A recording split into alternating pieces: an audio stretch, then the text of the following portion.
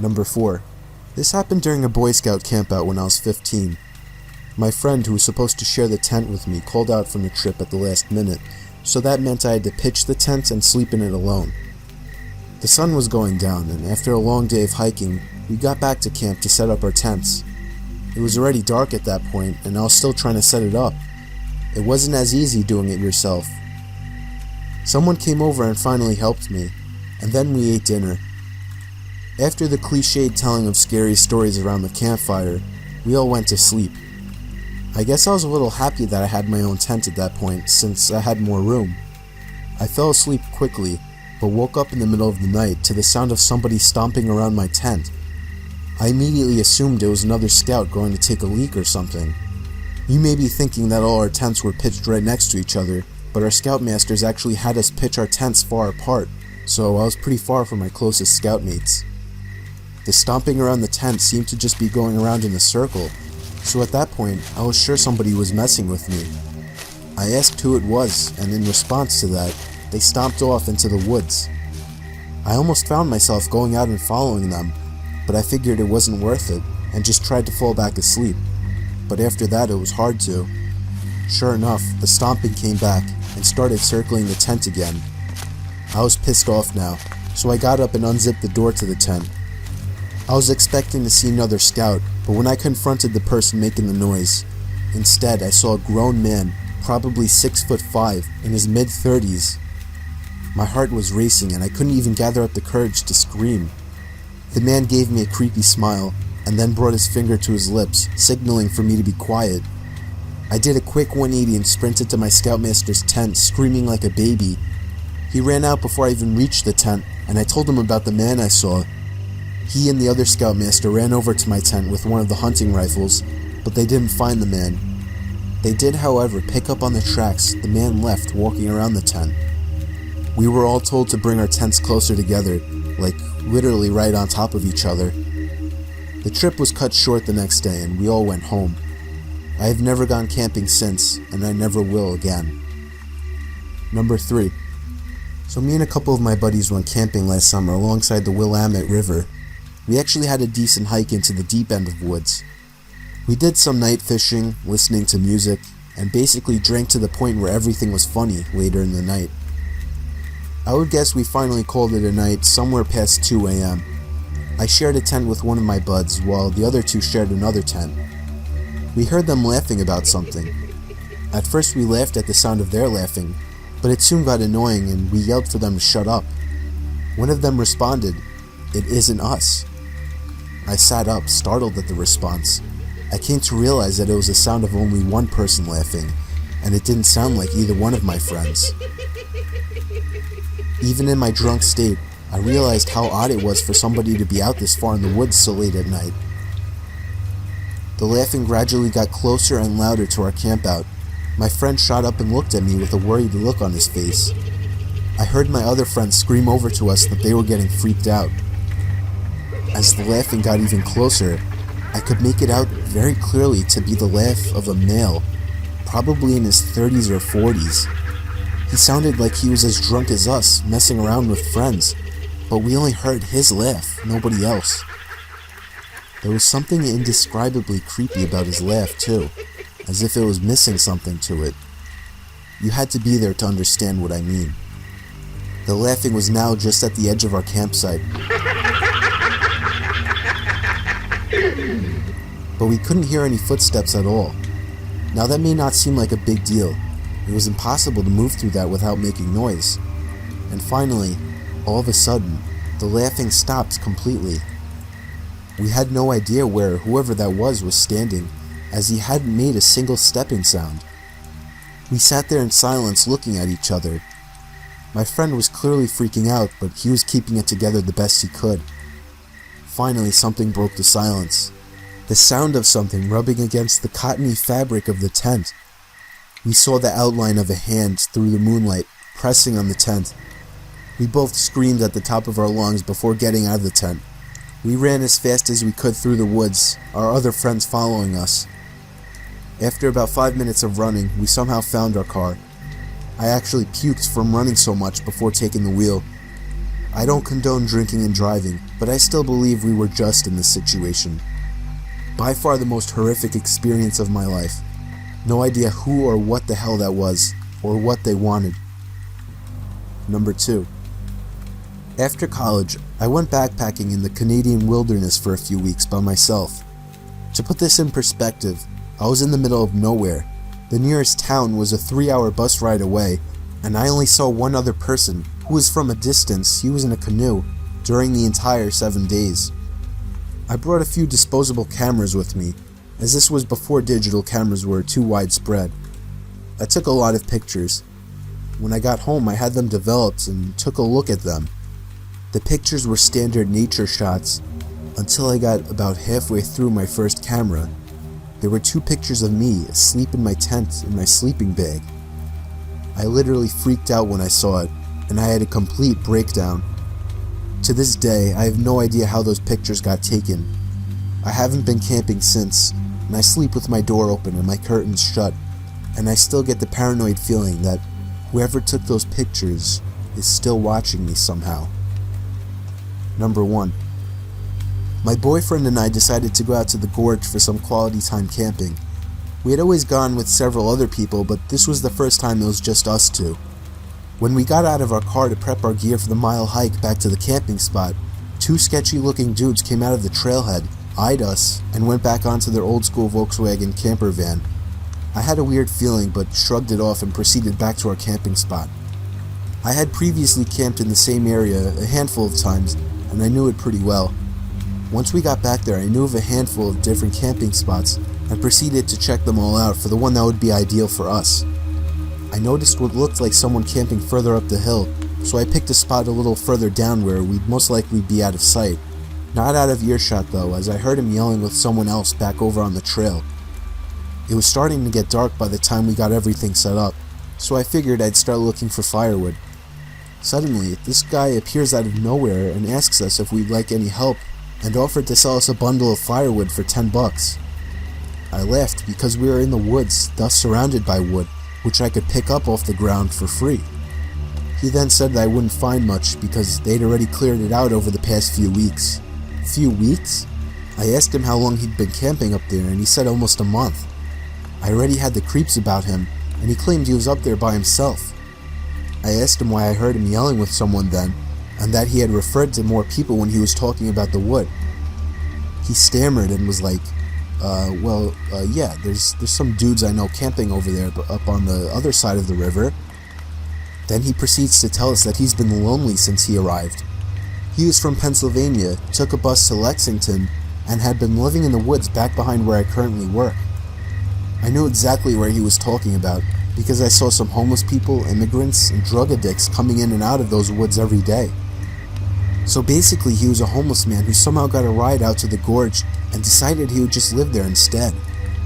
He had been living on snakes, bugs, and selling firewood for money. But he said we were the first people he'd seen in a few weeks. His stories were all over the place, and I knew he was lying about a lot of what he told us. He wasn't alone even if he claimed to be. He even took us to his camp where there were tons of stuff for several guys, not just one.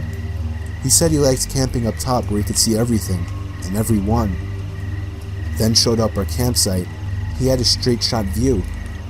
By now it was dark and he helped us get a fire going.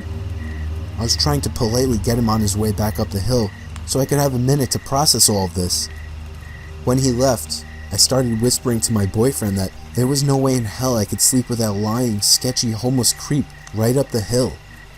We didn't have a gun, knife, or even a dog to protect ourselves if we needed to. My boyfriend somehow convinced me to stay a little longer, so we planned to stay the night. But all throughout the night, we heard twigs and branches snapping around our tarp, as if somebody was watching us. It was that man. I knew it was. He was standing out there, watching us. I said let's quietly get our shit together and get the hell out of there. Which we did, only we left our new tarp set up because they would make too much noise and he'd know we were leaving. As soon as I stood up with my pack, ready to get the hell out of there, he yells, "Leaving so soon?" We proceeded to get away from there as quickly as possible. The most disturbing thing, as we were getting away from there, The man yelled for us to come back. That only made us go even faster. In my mind, we were either getting robbed, raped, killed, or something, because he was not alone. His stories didn't add up, and his background of where he came from made me believe he was running from something and was trying to hide by living off the grid. I called the Rangers the next morning and told them about him. Luckily, all he got from us was a set of new tarps.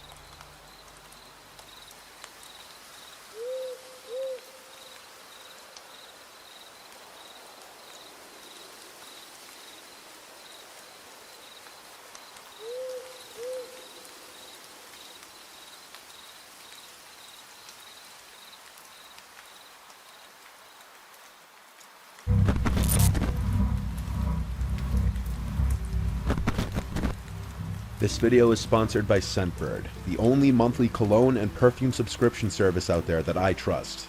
I've been using Scentbird for the better part of a year, and finding new colognes has never been more convenient.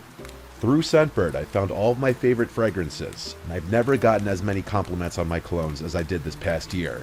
Scentbird carries all the top fragrance brands with over 600 perfumes and colognes and a lot of unisex options, and it delivers them right to your door for just $17 a month. With each fragrance, you'll get a 30-day supply, so you can try out fragrances before committing to a full-size bottle.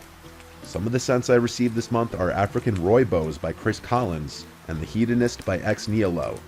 Each bottle comes with a card which explains what the fragrance smells like. So African Rooibos has a scent that mixes the aromas of cardamom, tonka bean, orris butter, black pepper, and Rooibos tea accord. The scent is rated by users as a warm, attractive scent perfect for date nights. To help you pick a scent for you, you can also go on their website and take their quiz, which will tell you which scent is the best fragrance for you based on your lifestyle. The quiz takes less than a minute and gives you personalized results based on what you're looking for. If you're interested, scan my QR code and use Nightmare Vids to get 55% off your first month at Scentbird.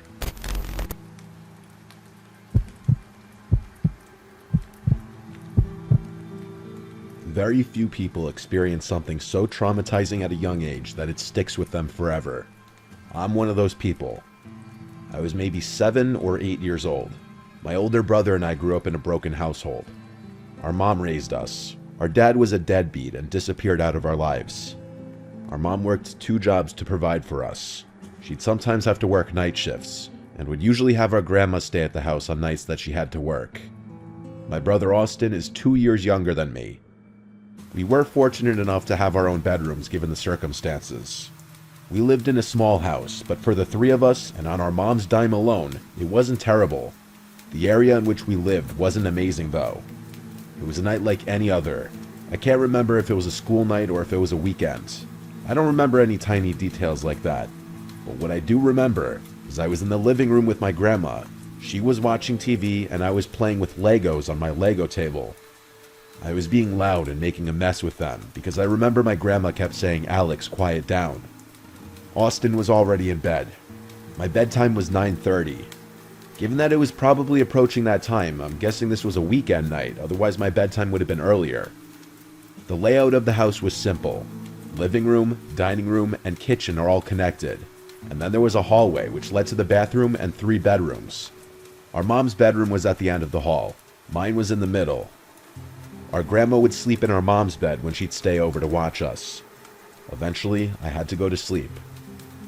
My grandma would always go to sleep early too, so right after saying goodnight to me, she would go to the bathroom to brush her teeth and stuff before going to sleep as well. I was never one to be afraid of the dark or anything. My mom says I used to be a really brave child, but that night, I woke up in the middle of the night. Something unusual for me because I remember myself being a very heavy sleeper. I heard something outside in the hallway, creaks in the floor. The wood floors in that house were always very creaky. Anytime someone walked down the hall, you'd hear it. I thought my grandma was going to the bathroom. However, the creaking didn't stop. It sounded like the creaks were moving back and forth. I got out of bed and went to the door to listen. Now I heard whispering. I was more confused than anything. I thought my grandma was talking to Austin. I opened the door and looked into the hallway, and what I saw still haunts me. There was a tall, naked, skinny woman leaning on the wall with her head between her arms. She was whispering stuff to herself. And then, like a deer in headlights, her head whipped around to look at me. I screamed for my grandma like a little girl and slammed my door shut. There were pounds on my door, and the woman on the other side was screaming a name. Jeremy, Jeremy, open the door. I kept screaming as loud as I could for my grandma, and I heard her scream in the hallway. What I distinctly remember was my grandma screaming, "Get the fuck out of here." The woman screamed, "Where is Jeremy?" My grandma was in her mid-60s at the time, and she was still pretty quick. She yelled at me to keep my door locked, and she managed to fend off this crazy woman as she also called the police at the same time. I don't know how she did it, but my grandma was one tough woman. The woman left the house screaming Jeremy, and after locking the door, my grandma came to hug both me and Austin, who was awake and also crying from the commotion. We all sat huddled together until the police came. By that time, my grandma told us to just go back to sleep. This simply was a matter of my grandma not locking one of the doors, mixed with living in an already shady area. That woman had to be on crack or something. Seeing what I saw at such a young age did a number on me. I couldn't sleep alone for a long time. It was this incident that really resulted in us moving out of that house not long after.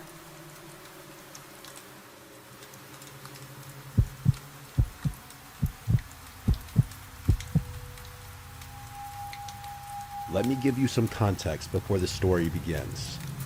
When I was 19 years old, I lived a pretty normal life. I had just finished high school the year before the story takes place. I had always been one for horror anything, whether it was movies, games, jump scares, you name it, and I loved it. I never seemed to be afraid of anything, and I loved that. It allowed me to go and do things that made me appear tougher to girls who I was interested in at the time or who were interested in me. I thought of it almost like a superpower. My friend had always talked about this REM-induced real-life nightmare called sleep paralysis. I, however, had never experienced such a thing. My friend Megan suffered from extreme lucid dreaming. She explained to me several times about how certain stimulators or outside factors could play into her dreams and mold them into what could potentially be a heavenly experience full of fun and wonder, or it could just as easily turn into a bone-chilling nightmare straight out of hell. Being the light sleeper I am, I saw no chance of it occurring, so I kind of just let it go right over my head. One night, Megan texted me and asked me to come over, as she had just suffered another so-called evil experience due to her sleep condition. When I arrived, I found her asleep again, seemingly peacefully. I took a seat on her stool that she had for her makeup dresser right by the window and started playing a game on my phone. 30 minutes or so went by, and I figured she was peacefully asleep, and it would probably be okay for me to leave, as long as I let her know that I stopped by as she requested. But suddenly, Megan awoke and started screaming. This was a different kind of scream though, a type of scream I had never heard before, especially from her. It was almost mumbled, I don't know how else to describe it. Her eyes bulged open, and I ran over to her side. I asked her if she was having a bad dream. She started shaking. I grabbed a hold of her to try to calm her down, but the tremors grew. I asked her what was going on, but no response. I figured this was just another one of her so-called sleep paralysis episodes. I did my best to comfort her. After about 30 or so seconds went by, she regained full control of her body. I made sure she was okay, and I left back for my house, as it was almost 1 in the morning. Right as I got home, I received a very panicked text reading, "The hallucinations won't stop." I asked her to clarify what she meant, but no response. After about 30 minutes went by, I took it upon myself to head back over to her place. When I arrived, I noticed the illumination of red and blue covering her front porch and the surrounding road signs. I ran up to her house, desperately trying to find out what happened. As I approached the house, I noticed Megan was speaking with one of the officers on the scene. When I went up to talk to her, Megan and the officer walked me over to a more secluded area. What I found out still sends chills up my spine to this day. Apparently when I had went over to Megan's that night, she wasn't asleep at all. She was pretending to be. Evidently right behind me was a tall, skinny, homeless man hiding in her closet. Police had also found a very large kitchen knife on him as well.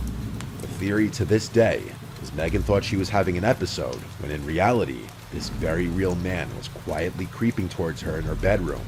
Supposedly when I had entered her house, it was enough to spook the man into hiding. and my presence was enough to keep him hidden. This gave Megan the time to call 911 and report the situation, which in turn resulted in the police arriving almost immediately after I had left. Thankfully, the man was taken into custody rather quickly. To this day, I don't know what to think about that night, other than I could have very easily saved her life simply by keeping her company during what I thought was a very stressful situation, which in turn could have resulted in some very scary and heinous acts that would have taken place if I had been there any later. I hope I never experienced such a thing. That would be what finally trips my fear factor, without a doubt.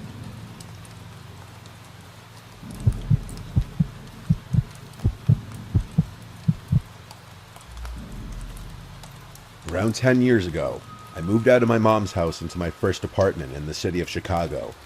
The place was a nice 3-bedroom apartment on the south side of the city in a friendly neighborhood by the University of Illinois. I lived with 2 roommates, Tom and Mike. Mike was a good friend of mine, while Tom was a good friend of Mike's, who I had not met prior, although we ended up getting along just fine. One night, about a month after moving in, I met up with a few friends of mine for drinks at a bar more in the center of the city, around 10 minutes from my place. It was a good time, and I ended up getting slightly drunk before getting into a cab at 1 a.m. and heading home. Upon walking into my apartment, I noticed that Tom's door was open, showing that he was staying at his girlfriend's place, while Mike's door was closed with the light from his TV shining underneath the crack. I made my way to my bedroom and put on my own TV before lying down to prepare for sleep. After around 10 minutes, I heard my doorbell ring. Half asleep, I woke up confused as it was 1:30 in the morning, so I ignored it. A few seconds later, the doorbell rang again, and then again a few seconds after that.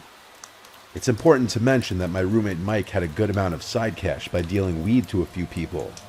He was also a huge stoner himself, so the idea that he fell asleep while waiting for a late-night customer to come over was not out of the realm of possibility. With this in mind, I went over to my intercom and asked who was there. A girl's voice answered back, "It's Emma, I'm here to see Mike." Thinking that my suspicions had been confirmed, I exited out of my front door and headed down the stairs. The door to the outside of our apartment building was made of tall glass, so you could easily identify any potential visitors. Here, I saw an attractive, college-age blonde girl with glasses waiting patiently outside. I had never seen this person before, however, she appeared to be non-threatening, and besides having random customers over to grab weed, Mike would also have some random girls over to hook up with from time to time. Because of this, I let my guard down slightly and cracked the door open. The girl then repeated what she had said moments earlier over the intercom. "Hi, I'm here to see Mike." I replied, "Okay, he's here, just follow me up," and I held the door open for her. She grabbed the handle, and I turned around to head back up the stairs. As I was walking back up, I quickly noticed that this Emma girl was not following me up.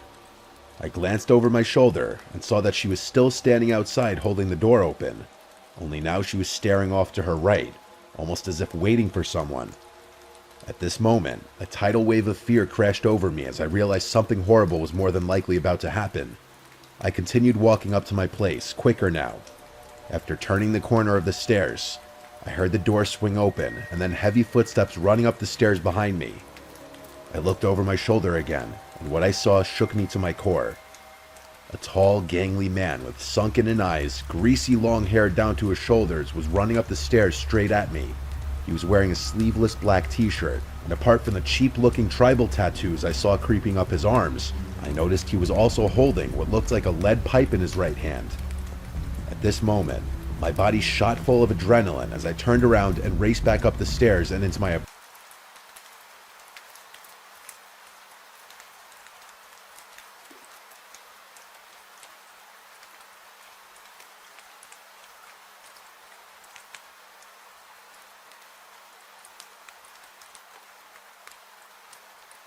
I stood facing the now closed door, paralyzed as the man hit the door 3 more times while shouting obscenities at me.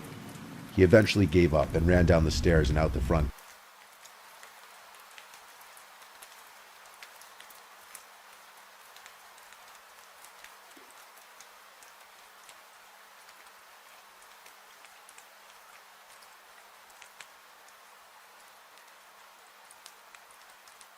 Instead of going down to let her in himself, Mike buzzed her up after just hearing her name. with his train of thought being him thinking that she was a friend of mine. When she reached the door to our unit, he opened it and let her in. He said it seemed like she was confused, mentioning that she was looking for someone named Tim. Mike responded by saying his own name, and that no one named Tim lived here. He mentioned she stayed near the entrance of the unit and kept reaching behind her to make sure the door stayed open before leaving only a few moments later. After hearing this, my theory is that these same people came earlier in the day, and not expecting to have someone just let them up through the buzzer, the girl made the mistake of forgetting to keep the door to the building open, rendering the attacker unable to enter during this first attempt. Either way, we both got extremely lucky that night.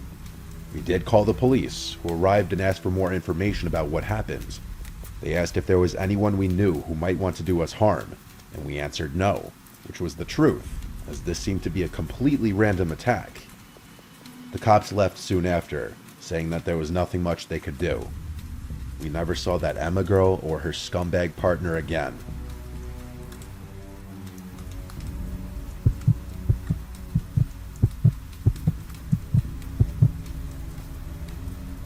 This story happened to me 4 years ago when I was in my mid-20s. This whole experience will probably scar me for life, and it's still vividly imprinted in my mind. The day was the 15th of June, and I had the house to myself because my parents were on a 2-week vacation in France. It was sometime after dusk, probably around 8 p.m., and the weather was scorchingly hot. Believe me when I say I was sweating my ass off with just my tank top and shorts on. The heat was so unbearable that I allowed in some fresh air, opening all the living room and bedroom windows, planning on closing them right before hitting the hay. Now, before fast forwarding, I must mention that I was feeling extremely exhausted. On that same day, I had taken 3 exams in the morning and played a volleyball match in the afternoon. Thus, once I ate my dinner, while browsing social media in my room, I collapsed into bed without even realizing. I woke up at around 3 a.m. to the muffled sounds of thunderbolts and a draft of cold, fresh air hitting my face. A strong wind was blowing, and all of the shutters left open were noisily banging. Still drowsy, I flicked on the lamp, but the light wouldn't turn on. I checked the plug using my phone flashlight, but everything was fine. I begrudgingly climbed out of bed and looked out my bedroom window. There were menacing, rainy black clouds in the horizon. A typical late-night summer storm was approaching. Given that every lamppost in the street was off, I instantly knew there had been a blackout. Phone flashlight in hand, I dizzily headed down the hallway to shut the windows closed before rain started pouring down. When I got to the last window, though, I noticed the mosquito net lifted up. This struck me as weird, since I was quite positive I hadn't left it that way. Getting a little paranoid, I turned behind me to shine the flashlight around the living room and check my surroundings. The furniture was still in place. No drawers or closet doors left open, no decorative objects missing or moved in unfamiliar positions. Everything seemed normal. I briefly peeked my head out of my window to look outside. Trees swaying in the howling wind, leaves shaking in a frenzy. A powerful display of nature's force, but still nothing remotely suspicious. Maybe the mechanism is faulty or the strong wind somehow pushed it up. Against my better judgment, I convinced myself it was useless to lose sleep over it. Feeling relieved, I closed the shutters and started walking back to my bedroom, eager to get a decent night's rest. Little did I know that night would be anything but pleasant. I happened to casually turn my head to the flight of stairs connected to the attic, when a vivid burst of light flashing from up there caught my eyes. I paid it no mind. The attic was adorned with huge glass windows, so it was no wonder to see light spreading across the room. It was probably a sheet lightning. I kept walking, subconsciously waiting for the thunder to come. But it never did. I stopped in my tracks. Given that the flash I saw was powerful and bright, the lightning had to be pretty close. So why couldn't any rumbling noise be heard? I started to think, maybe it wasn't lightning. What if it was a flashlight? As doubt crept in, my heart began to race. I quickly put 2 and 2 together, and now the strange occurrence of the mosquito net left up made much more sense. The nightmarish realization hit me that an intruder could have broken into my house. At first, I panicked. Did they hear me shutting the windows? Were they carrying any weapons? Did they plan on just robbing my house? Or did they also have worse intentions? Normally, I would call my parents to deal with it, but since they were away, It was all on me now. While those sickening thoughts were swirling in my mind, the distinct sound of a doorknob being twisted and turned made me instantly snap out of my catatonic state. I shot my head to face the living room entrance, and through the glass frame, I spotted a shadowy figure just a few inches outside of the front door. There was a person standing there, most likely an accomplice of the guy upstairs. Words are not enough to describe how powerless and defenseless I felt. Despite the overwhelming fear, I did my best to keep my cool. Trying to make as little noise as possible, I tiptoed in the direction of the stairs leading down to the basement, which was directly connected to the garage. I figured I could safely escape from there. While I was making my descent down, still using my phone as a source of light, I dialed 911, and speaking as softly as possible, I informed the operator about what just happened. He tried to calm me down and reassured me that the police would be there in less than 10 minutes. He also added I should lock myself in a safe room and wait for the officers to show up. I was about to reply that I could easily sneak outside through the garage door, when all of a sudden I lost the call. I immediately checked the phone and realized that down there I had no signal. As if it wasn't enough, I also noticed the battery was almost dead. Once I reached the basement, I nervously assessed what to do. I could try and find an emergency flashlight, but now I was so close to escaping from the house that I didn't want to waste time rummaging through the drawers. Besides, I was mindful that the intruders upstairs could have heard me, so in the heat of the moment, I exited the basement as fast as I could. Nonetheless, while making my way towards the garage door, I got a feeling in my gut telling me I was being watched. I don't even know why. Maybe my sixth sense had picked up on something. But I pointed my phone to illuminate the back seats of my car, and there he was. A man's face stuck to the rearview mirror. A disgusting, revolting face with dead, bulgingly wide eyes and a malicious, yellowish grin spreading across its cheeks. He kept staring at me, so intently it almost looked like he was piercing into my soul. He slid his dirty hand against the glass, waving me hello in an unnatural slow motion. And at that point, it happened. My phone battery died, turning off the flashlight and leaving me in the middle of a total darkness. I felt my heart in my throat. I had never been more scared in my entire life. My whole body was quivering and shaking in fear. When I heard the car door opening, I lost it. I screamed. I screamed like a little girl as I somehow managed to unlock the garage door and bolt outside, climbing up the driveway ramp. By that time, heavy rain had started pouring down. I hopped over the gate and ran to the nearest house, yelling like a lunatic for the neighbors to rush outside. They came out in shock, and I explained to them the whole situation, almost out of breath and soaking wet. In the meantime, I heard sirens in the distance. 2 police cars rolled down the street, and I practically ran into the officer's arms, screaming that there were 3 strangers in my house. 4 agents went into my house, guns drawn, while another one took my description of the events. Those 3 men were all gone, though. To this day, I don't think they've ever been caught. Some antiques which held some value were stolen. However, I must say it was no big deal for my family. For the remainder of the night, I couldn't sleep at all. I kept tossing and turning, jumping at the slightest sounds, ruminating relentlessly on the horrific experience. But I kid you not, another chilling surprise was lying in wait. When morning came, I spotted a small piece of paper sticking out of the edge of my bed. I picked it up and went frozen stiff. The following words were written. "Bye-bye, beauty. You look cute when you sleep."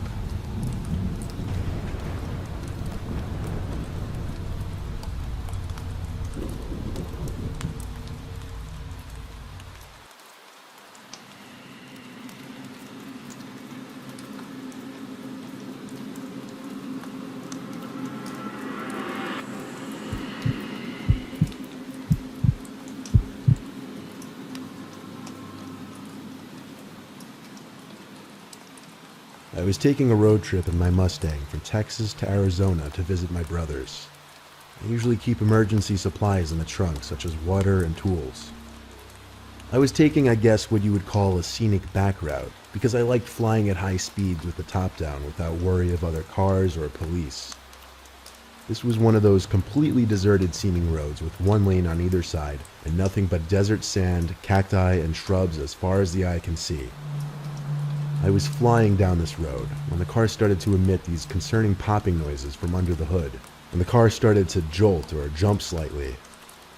I put a heavy foot on the brakes to bring the car from a speeding 90 miles per hour to a less than gradual halt.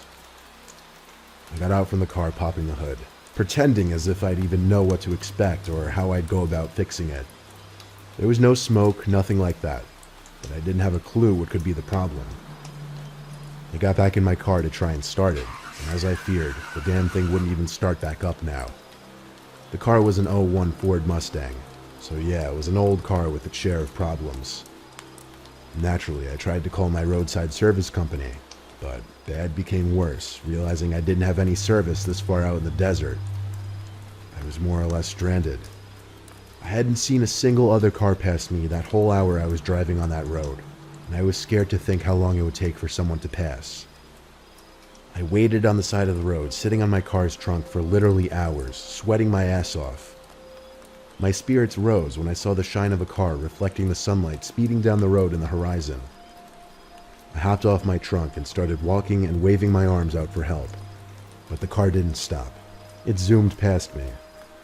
Pure evil. I didn't know how somebody could leave another human being stranded like that. Nightfall came and the hunger was setting in. No cars had passed since the first, and I was trying to fill my stomach with the water bottles I had in my trunk. Eventually, I saw headlights approaching. I had my car's hazards on, but I also waved my arms once more. The truck pulled to the side, and a fairly large man stepped out. I told him my car broke down and asked if he knew anything about cars, but he didn't immediately seem interested in my car. He more so seemed interested in asking me if I was alone, where I was going, and why I didn't just call for help. Then he asked me if anyone knew I was here. These questions were certainly making me uncomfortable.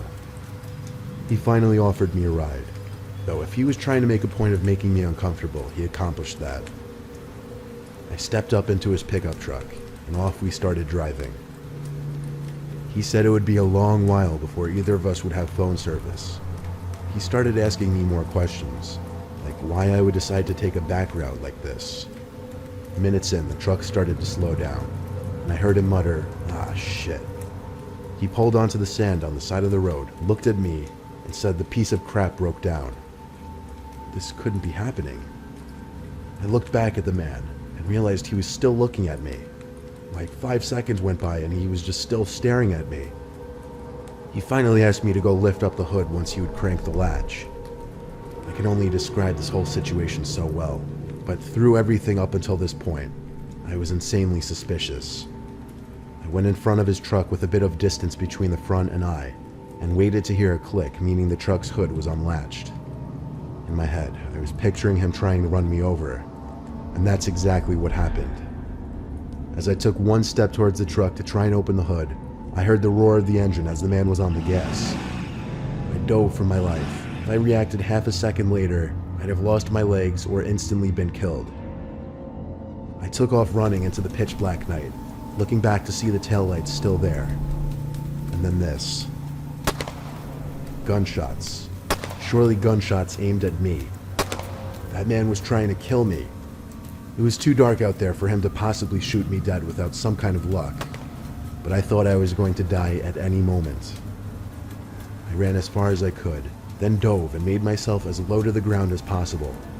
I heard a truck speeding off in the distance, so I turned and saw the taillights of the truck slowly disappearing down the empty road. I eventually fell asleep on the side of the road, and the nightmare didn't end until early morning, when I woke up to another pickup truck passing by. I waved them down, covered in dirt and sand, and thank God this man was actually normal, he and his wife. They gave me water and drove me to the nearest town, where I was able to call the towing company. It was a 45-minute drive back to my car on that goddamned road, then that same distance back to bring it into a shop. Long story short, this was the worst trip and experience of my life. Having someone try to run you over and then shoot at you isn't something you simply get over.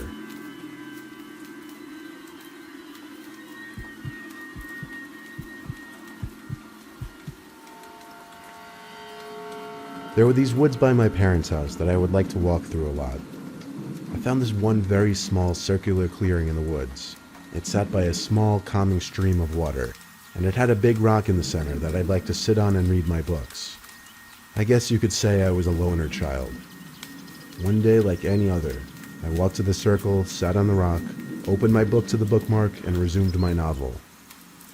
It wasn't exactly midday. It was approaching the end of the day, so it was getting slightly darker in the woods. I was interrupted by footsteps behind me. I set down my book and went into the trees to see if there was a deer or other animal nearby.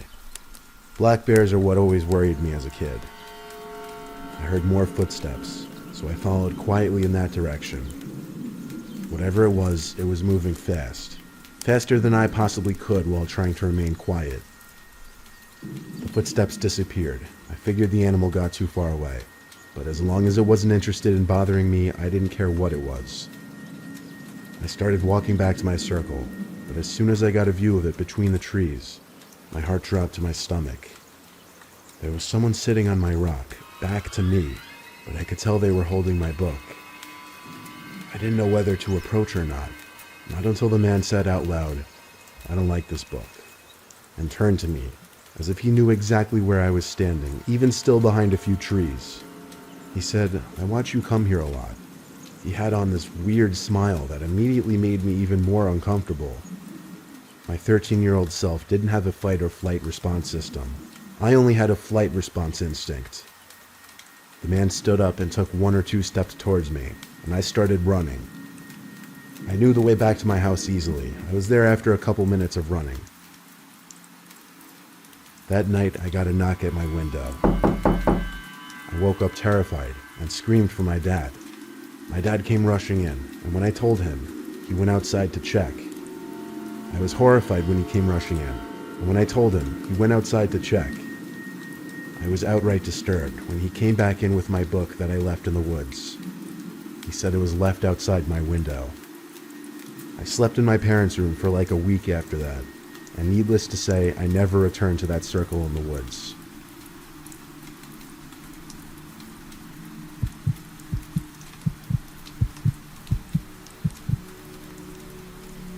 I had taken a job working for a company based in the mountains. They offered me a cottage to stay in while working there. It was an old home built into the side of a mountain and surrounded by the forest. I lived in the basement, which had been converted into a small living space with a bathroom, kitchen, sleeping area, and a laundry room. The laundry room was L-shaped and had a door that went out back and into the surrounding forest. The door that led to the forest was locked from the inside and was quite difficult to open. I never used that door and always kept it locked. The rest of the house was empty, but I didn't have access to it. After a day of work, I returned to my little basement for an evening reading and playing solitaire. I turned off my lamp and started to nod off, and I heard a noise.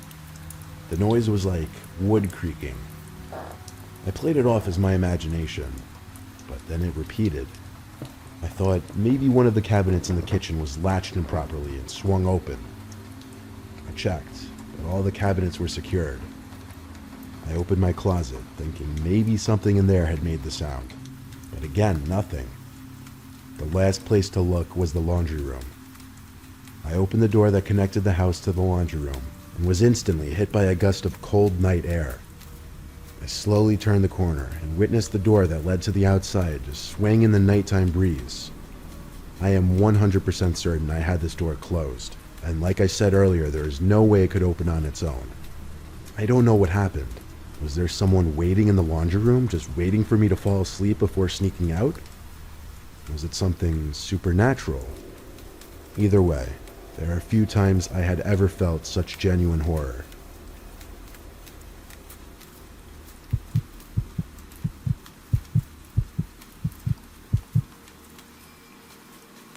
Tennessee has some real characters out in nature. I hiked all around while in school there.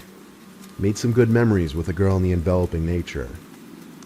Tennessee has good roads to popular hiking sites and tons of mini trails branching off. Sometimes you need to know what to look for as far as trail markers go, because the interesting ones are always a good ways out.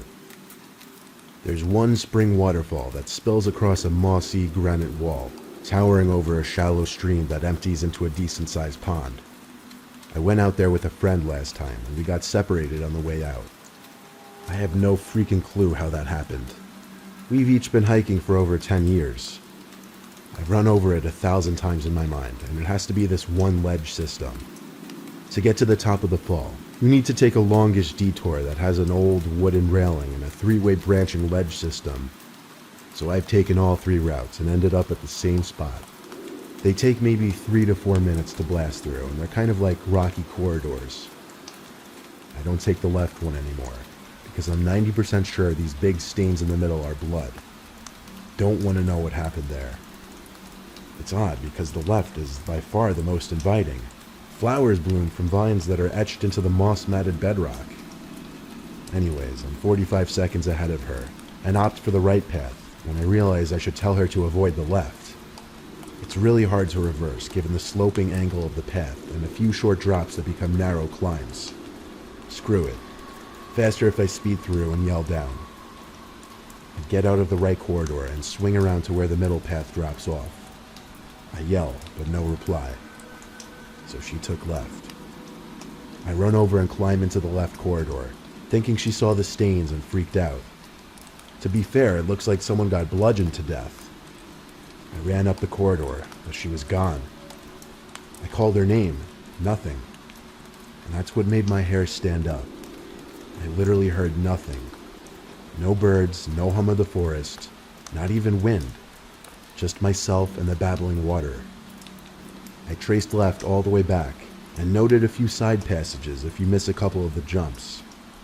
No bodies were in there or the middle, though. Good. I figure I may as well get to the top of the falls, where I can get somewhat of an aerial view. I get there, and Ashley's sitting there waiting for me. She says she took the left path with the trail guide. What? There are no trail guides. There are rangers, but she knows the difference. They would not be in the rock labyrinth. This guy had a uniform and a trail authority visor on. She knew what I was thinking based on my face, and agreed that we should reverse course ASAP without us saying anything out loud. It's weird when you know you're being watched. We pretended we were going back to the car real quick to get more water, and so I left some fish food in a little crevice like I always did, and we left. She showed me this weird side passage that could not have existed a year before. I walked all the way around. You had to crouch, but you could walk through the labyrinth if you kept left, though. Hindsight, we shouldn't have taken another way. I think he lives in those tunnels. Ashley said he kept trying to lead her in a different direction, but she just followed the light and saw him standing in the tunnel as she walked the rest of the trip to the top. That means he was in there while I was looking for her. And that means she followed him before seeing the blood splatters all over the floors and walls. And that's not the totally fucked up part. The fish food that I left in the crevice was on the hood of my car. Her water bottle was gone too. She had a carabiner to her pack, so he must have snuck up and taken it at some point. That's strange because we're fast hikers. We never went back there and never will.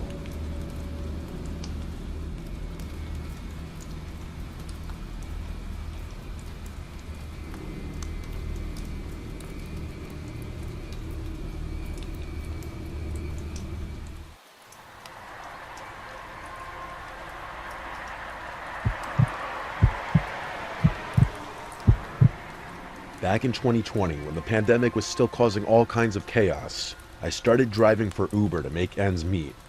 I was laid off from my retail job and needed quick income. The thing about rideshare gigs is you see all kinds of people, especially when you're working late nights like I was.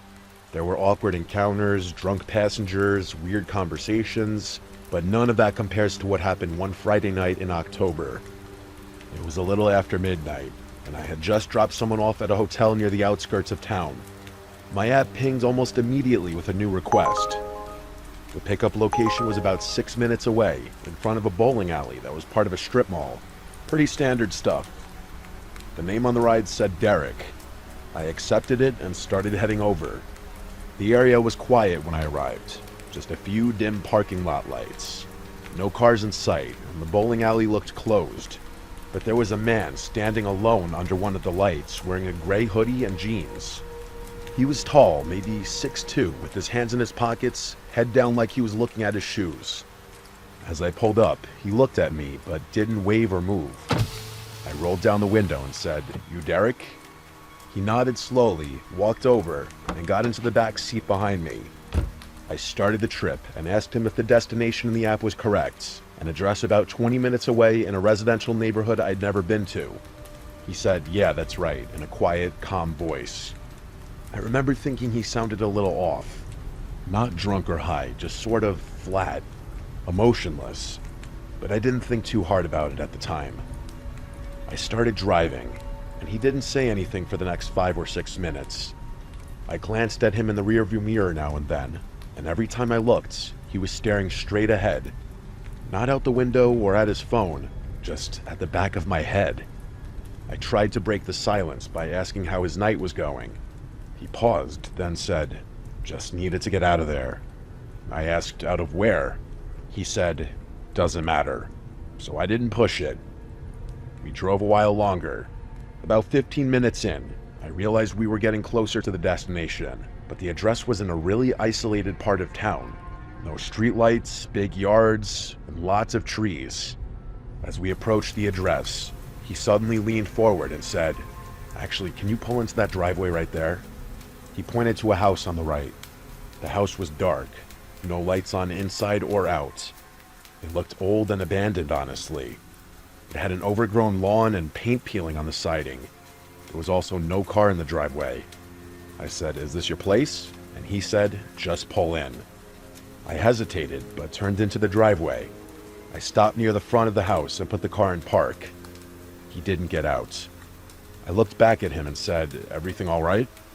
He stared at the front door and said, "Wait here." Then he got out and started walking toward the house. He didn't go to the front door. He walked around the side of the building and disappeared from view. I sat there for maybe 2 minutes, trying to decide what to do. The ride was technically still going. I didn't want to drive off and get penalized, but I also felt like something wasn't right. My gut told me this guy wasn't just heading inside to grab something. Finally, I ended the trip manually. I marked it as complete and started to back out of the driveway, but before I could shift into reverse, I saw him walking back toward the car, fast. His hands were empty, and he had this strange look on his face, like he was angry or excited. I unlocked the doors because I didn't want to make it a confrontation, but something in me was screaming not to let him back in. He opened the rear door, got in, and said, "Take me to the other place." I asked, "What other place?" He said, "Just drive, I'll tell you." I said, "You need to put it in the app." He didn't answer. He just stared at me in the mirror. I said again, "I can't take you anywhere unless you put it in the app." He didn't say a word. After a few seconds, he told me to drive to where I picked him up. I didn't want to argue anymore, so I started heading back toward the strip mall. The whole way there, I felt this pressure in the car. He wasn't talking, but I could feel him watching me. The hairs on my arms were standing up. He was still staring at the back of my head. At one point, I tried to lighten the mood. I said, "Rough night?" He replied, "You could say that." I asked if everything's all right, and he said, "Not yet." I didn't ask any more questions. When we got back to the strip mall, I parked under the same light where I picked him up, but before I could say anything, he leaned forward and asked, "You ever wonder how you're gonna die?" I froze. I laughed awkwardly and said, "Not really something I think about." He didn't laugh.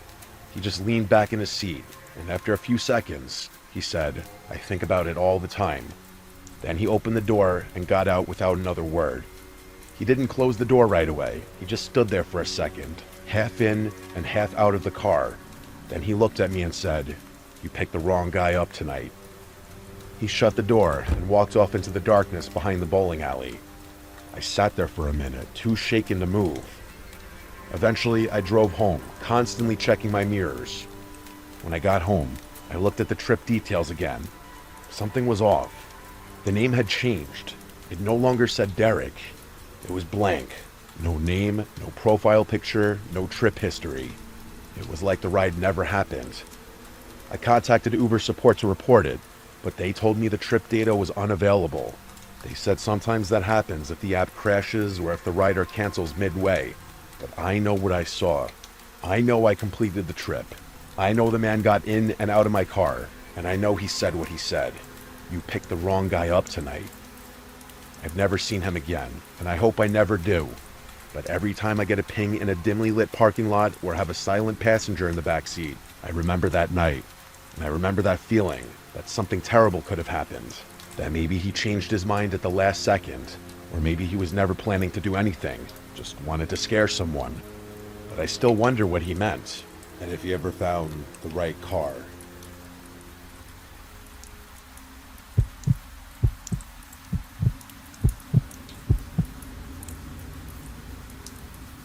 This happened in 2021 when I was driving for Uber full-time.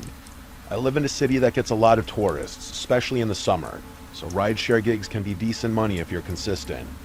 I worked mostly nights, partly because I'm a night owl, and partly because it's less traffic and better tips from drunk passengers coming back from bars. The night this happened, it was around 1:30 in the morning, a pretty normal Saturday night crowd. I had just dropped off a group of college kids who wouldn't stop yelling in the back of my car, so I was glad to get a request that looked quieter. The name said Chris, and the pickup location was a small side street just off downtown. The weird thing was, the pin was in kind of an odd area, not near any bars or apartments, more like near the back lot of an old strip mall. But I figured maybe it was just a bad GPS marker. It happens sometimes. I drove over and saw a guy standing at the corner, hoodie on, jeans, staring down at his phone. I pulled up and said, "Chris?" He nodded and got in the back without saying much. He didn't smell like alcohol or slur his words. He seemed sober and just really quiet. He didn't say hello, nor did he answer when I asked how his night was going. Some people just aren't talkers, so I didn't think much of it. I started the ride, and the drop-off was on the opposite side of town, 25 minutes away, in a suburban neighborhood I'd been to maybe once or twice before. The thing was, it was dark out there, like no streetlights in some areas. Pretty isolated. I noticed about 5 minutes into the trip that Chris had his phone out, but he wasn't texting or calling anyone. He was holding it flat in his lap with the flashlight on, just shining the beam upward, slightly toward my seat. I asked him kind of half joking, "Everything all right back there?" He just mumbled, "Yeah," and then turned the flashlight off. The next 20 minutes were dead silent, just the hum of the engine and a weird tension building in the car. I don't know how to describe it. Something just felt off about this guy. Not threatening, but definitely unsettled, like he wasn't really there. We got to the neighborhood, and I followed the GPS to the house. But as we pulled up, I noticed it was totally dark. No porch light, no inside lights, nothing. I asked, "This the right place?" Chris didn't answer. He just sat there. I turned around and looked at him. I repeated myself a little louder, saying, "Hey, is this it?" He stared past me out the window. I repeated myself one more time, and finally he nodded. So I put the car in park and said, "Have a good night." He didn't move. He just sat there. So I asked again, "Are you good?" He finally reached for the handle and stepped out, but he didn't close the door. He just stood outside the car with the door open, facing the house. I sat there waiting. A few seconds passed, then 20, and then a full minute. I was just about to say something when he suddenly turned around, looked at me through the open door and said, "I need to go back." I blinked and said, "Back where?" He said, "Where you picked me up." His tone was flat with no emotion. I didn't know what to say. That was a 25-minute drive, and it wasn't like I could just reverse the trip. I told him he'd have to request a new ride, but he just stared at me. He begged me, saying, "Please, I need to go back." I told him again, "You need to request it through the app." That's when he said something that sent chills up my spine. He said, "I can't. They're not gone yet." My only response could be, "Who's not gone?" He didn't answer. He just stood there, still holding the door open, and I noticed he was breathing heavily. At that point, I started getting seriously uncomfortable. I said, "Look, I can't just start a new ride unless you request it." He stared for another second, then slowly backed away and closed the door. He walked toward the house, even though it was pitch black and looked empty. I waited until he got to the porch before I pulled off. The moment I turned the corner, I ended the trip in the app and started heading back toward downtown. A couple blocks down, I stopped at a 24-hour gas station to use the bathroom and get a drink. I parked at the side of the building, went inside, and came back out maybe 4 minutes later. When I got back to my car, I felt like my brain short-circuited. Chris was sitting in the back seat, same hoodie and same expression. I thought I had locked the doors before going inside, but somehow he was in the back of the car. I opened the driver's side door and stepped back in slowly, keeping my eye on him through the mirror. "How did you get back in?" I asked. He just said, "Take me back." I said, "I'm calling the cops," and reached for my phone. That's when he leaned forward, close enough for me to hear his breath, and said, "They're still in the house." I don't know why, but I didn't call the police. Something about the way he said that made me feel like he was having some kind of episode. I played along and said, "Whose house is that?" And he said, "My parents." I asked him if he lived there, and he said not anymore. That made the hairs stand up on my neck. I started slowly driving back to where I picked him up. Every part of me was screaming not to do it, but I didn't know what else to do. As we got closer, he started breathing heavier. He was rocking slightly in the back seat. At one point, he whispered, "They're still there. They won't leave, no matter what I do." When we pulled up to the house, there were still no lights, still no signs of anyone living there. He got out without saying anything and then walked up to the front door and stood there. He didn't knock or anything, he just stood still. I waited maybe 30 seconds, then pulled away again, making damn sure the doors were locked. I drove 3 blocks, parked under a streetlight, and sat there for 10 minutes trying to process what just happened. I debated calling the cops, but what would I even say? That a guy got into my car twice and said weird things? There was no crime technically as far as I knew, so I just drove home and didn't sleep that night. The next day, I reported the ride to Uber, and honestly, I regretted not reporting this to the police because the man might have been sick in the head needing help. I hope he didn't hurt anyone. Who knows if that house was even really his parents' house, or if he actually was just having a manic episode.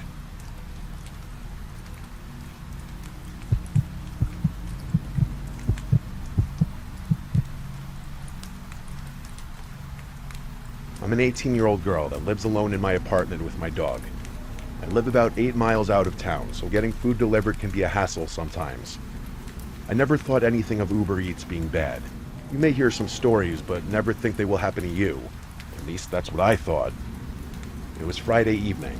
I was cleaning my apartment, getting ready for my boyfriend to come over. We're long distance, so I only get to see him on weekends, so I usually try to get it cleaned up before he arrives on Saturday. I had been cleaning for about 2 hours, and it was past 6 p.m., so I was feeling hungry.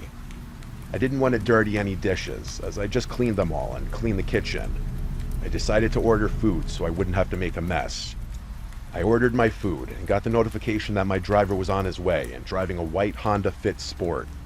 I'm a young girl living on my own, so I have my delivery instructions set to leave my order at my door for contactless delivery. I was sitting in my living room watching TV when I got the notification that my food was delivered. As soon as I got that notification, I jumped up, eager to get my food. I was starving. When I opened the door to grab my food, it wasn't there, so I thought maybe he set it at the wrong door. But looking down at all the doors, none of them had the food at them. So I went back in and was gonna message him when I heard a knock at my door. It was my next door neighbor. He was holding my food. He said, "Hey, sorry, I picked up your food from your delivery driver because he was looking through your windows, and I wasn't sure what he was doing." I took the food and thanked him, wondering what the hell just happened. I went back in, ate my food, and enjoyed a movie when I started to get ready for bed. I took a shower, then went to turn off my TV and make sure all my doors were locked before going to bed. I laid down in bed, called my boyfriend, and eventually ended up falling asleep. I woke up a few times during the night to my dog growling at the window or the back door. My dog isn't a huge, scary dog.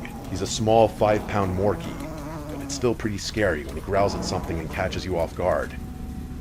I finally got him to calm down and go back to sleep. It wasn't even 15 minutes later that I woke up to banging on my window. My dog started going crazy, barking, growling, and even whimpering. I couldn't move in my bed. I took the bed sheets and pulled them over my head, just leaving enough to not cover my eyes so I could see the window. I called the police and whispered into the phone quietly. I explained to the operator that someone is in my backyard and my window doesn't lock so it can easily be lifted up. She told me to go to a different room and police would be at my apartment shortly. I ran to my kitchen and grabbed a knife, just waiting to see blue and red lights or hear sirens. It felt like forever. I looked out the window of my kitchen and never expected to see what I saw. The Uber driver's car that delivered my food. His car was sitting across the street from my apartment. When you open the door to my apartment, there's a large open field to the left that's used for parking trailers and letting dogs play. He was parked there, but I didn't see anyone in the car. I put two and two together and thought to myself, he's in my backyard. The police finally arrived. I could barely even speak. I was shaking and crying. I explained to one officer what happened, while the other went to check out my backyard, which is where my bedroom window is. Another officer who arrived went to check his car because it was still in the field, but he wasn't in his car. The two officers came back and started talking with the officer I was speaking to, telling her there's footprints in my backyard, which it had just rained the night before, so it was very muddy outside. I started panicking once I heard that, not just because that's not what you want to hear, but also because where was this guy if he didn't come back arrested with the cops and wasn't in his car? My neighbor came outside to see what was going on. The officers explained to him what was happening. Then he spoke about how he picked up my food for me earlier that day. The neighbor invited me to sleep over at his apartment for the night if it made me feel any better. Oddly, I passed on the offer, and when all the cops left, I went back into my apartment. Thinking it was all over, I took a few hours to get comfortable enough to fall asleep. But at 2 a.m., I woke up to banging on my front door and heard police. There's no way this is happening right now, I thought to myself. I got up and went to my front door, scared to open it. It was the woman I spoke to earlier. She explained they stayed at my apartment, hidden to watch for that guy, in case he showed back up. And he did. They caught him walking up to my front door, thinking he was going to try to find a way in. My heart fell to my stomach when I heard her say that. She then explained he was arrested, and I don't have to worry about him anymore. I thanked her, and went back to try and sleep. Unfortunately, I couldn't fall asleep this time. I also don't use Uber Eats anymore when I'm home alone.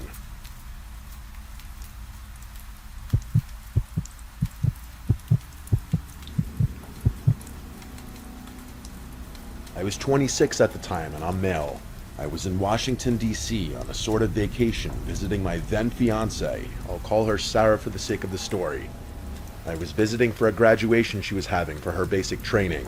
It was a big deal for her family, and she asked me to be there for it, so I said why not and booked the flight to be there.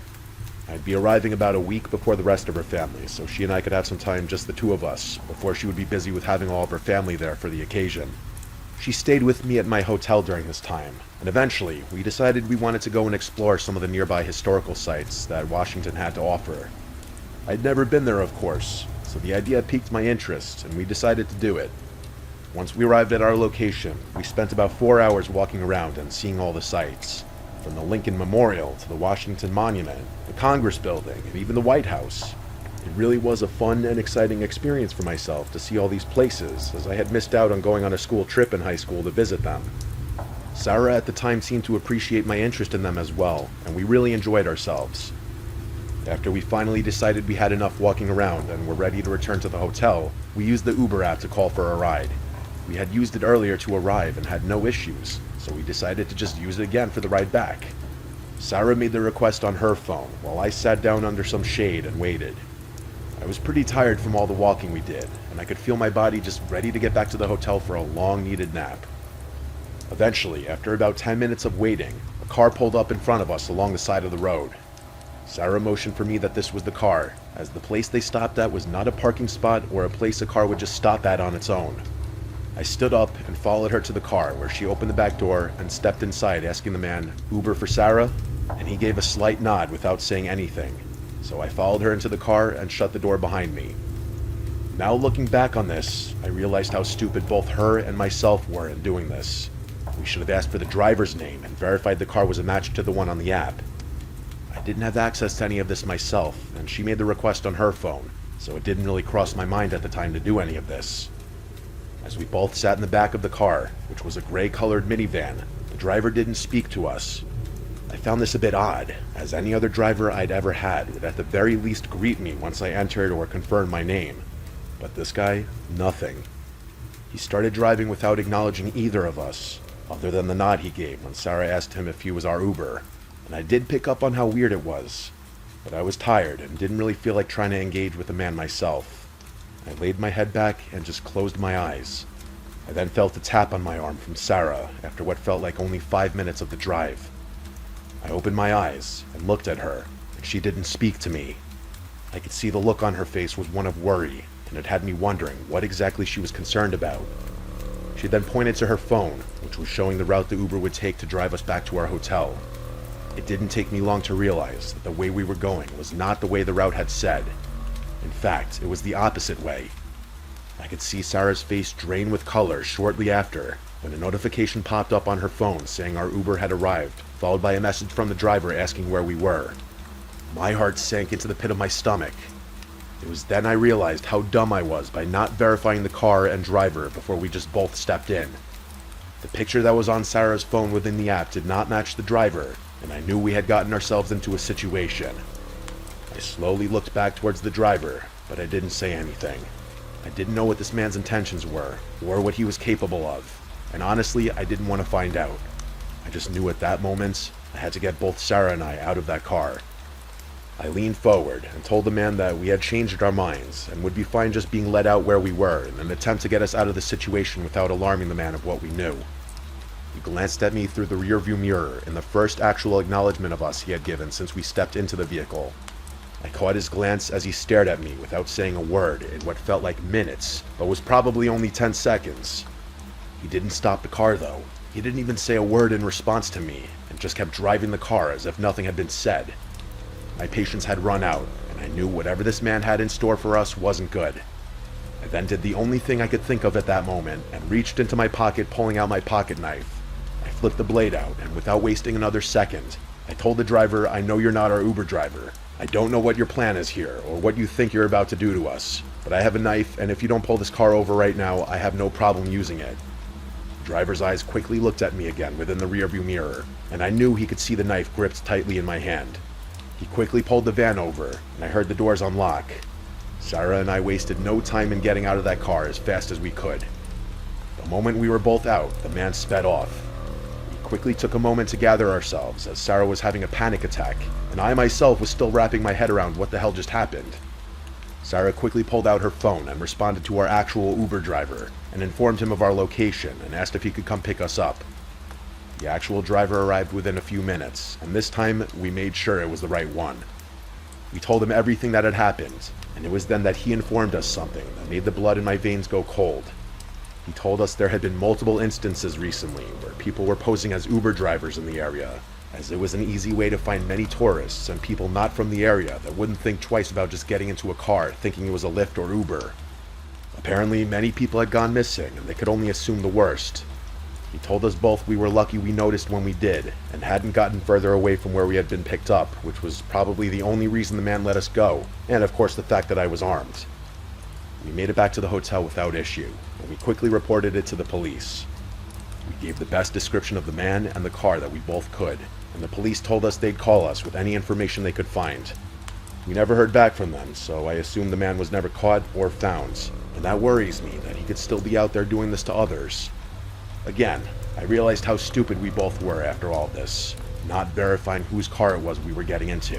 But let this be a reminder to everyone listening, do just that. Always verify your Uber drivers, and always make sure you're aware of your surroundings.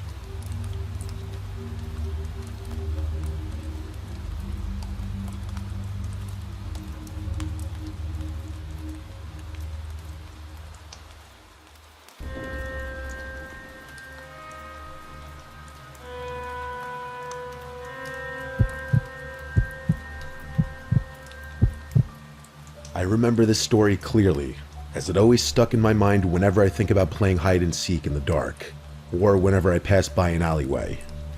I'll never forget what happened. It was in the fall, the start of October, and me and my 3 siblings went to visit my mom at her apartment. I have a sister, I'll call her Jess, and my 2 brothers, I'll call them Mike and Eli. My parents got into a divorce 2 years before that, and we barely saw my mother. So this was a way for our dad to be a good parent and allow us to visit, even though he wasn't required to. My mom's apartment was in the sketchy part of town. A lot of buildings around the apartments, but it always felt so empty, even with it being so crowded. My mom's apartment was next to an alleyway, which was also considered an entrance over to the apartment complex itself. That's what I mean when I say it was in a sketchy area. If you were to search around for it, you probably wouldn't even be able to find it, unless you were to go driving down a long dark alleyway. My mom's apartment was on the second story, and my siblings and I were always excited whenever we had the chance to visit her. I loved my mom. She was small and cozy. Her apartment too was also very comfortable. It reminded me of my grandma's place, with soft furniture, unnecessary decor laying around. Another great thing about her apartment is her neighbors. A while back when we visited, we made friends with the neighbors downstairs, a boy and a girl, who I'll call Zach and Chi-Chi. Zach and I played a lot in the parking lot area of the apartment complex, next to the alleyway. Typical games like cops and robbers, tag, and kickball. But this day in particular, we decided, since it was October, near Halloween, we should play hide and seek. He came up with the idea of playing it outside at night. My siblings of course wanted to join, and we all decided that at 9 o'clock, we'd all leave our rooms and go play. Since it was October, night came by pretty fast, and so did the dark, which resulted in pretty spooky lighting that we wanted to have. It was me, Zach, Chi-Chi, my sister, and my two brothers all playing. So once it hit 9 o'clock, we all did exactly as planned and left our rooms and joined each other outside. It was quite dark around the corners of the building, but the tall lampposts lit the parking lot with its orange rusty color. Whenever we play a game involving a tagger or seeker, we did that little game of bubblegum in a dish. So tonight we did just that, and we did it until Zach became the seeker. Everyone ran off into their little hiding spots, not too far off the complex boundaries, but not only limited to the parking lot itself. I remember I ran with my sister Jess, who I always stuck along with because she was the oldest. We ran over nearby the back of the apartment building, over by the large garbage tins. The only way to go here was to enter the long alleyway and go further down until the end of the building was exposed. And that's what we did. We figured that they wouldn't go all the way over here, so it was the perfect spot. As Zach yelled ready or not, the game began. At first it was exciting, but the excitement quickly went away once we actually started to just wait for him to find us. A lot of silence, except the noise of the night. I started to get impatient, and so did my sister, but she whispered to me that they eventually will come by and find us. But a couple minutes later, we started to get bored. I did, at least. I said, maybe we hid too well, and she laughed. She told me that maybe we should just go and forfeit since it's becoming a little late. We started to get through the garbage bags and aside the large garbage tins, and then we were dead middle of the alleyway. That's when my heart dropped. I faced the end of the alley and met a figure standing in the alley light. I knew it wasn't anyone I knew, since the person was extremely tall, as if someone put on extra inches in their shoes to look taller. And the light made it hard to see their face since it was directly from the top, and so their hair made a large shadow on it. But then I realized something. Their hair, it was an afro, and it was colorful, like a clown wig. The worst thought came into my mind. It was a clown, and looking at the clothing, it did appear to be a clown. It wasn't even Halloween yet, so why was there someone dressed as a clown in the alleyway? What was scary was that the person just stood there, not moving a single muscle, and they were staring right at us. My sister pulled me back, seeing that there was something strange going on. She told me we should probably go back with the others, and so we did. We went down the long alleyway in hopes to find our friends and brothers. Luckily, we found one of my brothers, Mike, and then Chi-Chi was also there. Mike was confused as to why we were just walking out in the open. He thought we were still playing. We told them that we saw something weird, and we explained the weird guy dressed as a clown at the end of the alleyway. Where we were at was still technically in view of the clown, and so we moved aside to show them what we saw. And that's when we started to realize the situation was much more than we thought it was. The clown was closer, watching us and waving at us. Now we saw its face.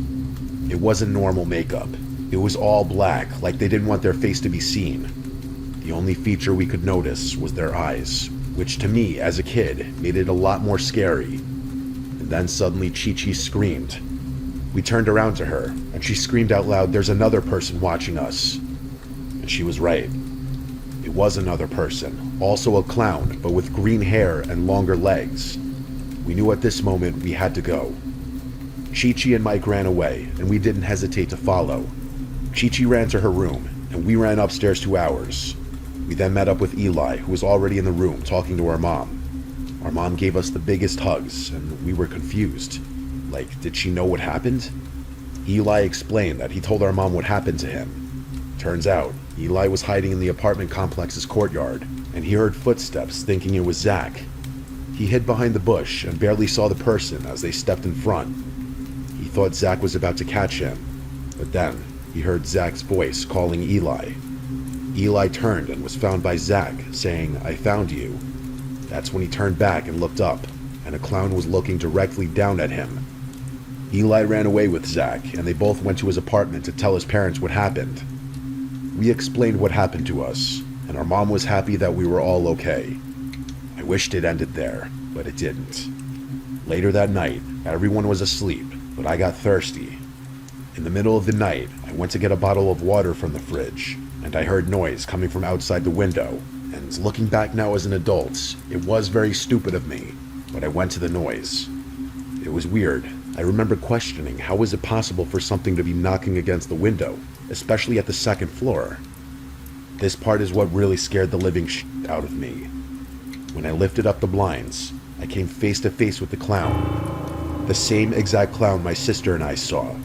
He was looking right at me, and that's when I screamed and ran to my mom. She came out, and when I went to show her what I saw, like a cliche from a horror movie, it was gone before she could see it. Luckily, my mom was a good mother, and she believed me. Ever since that day, I never liked playing hide and seek in the dark, and I've hated alleyways since. I don't know how that person got up at the window, I guess they climbed, but I'm glad that nothing really happened that night besides a few scares.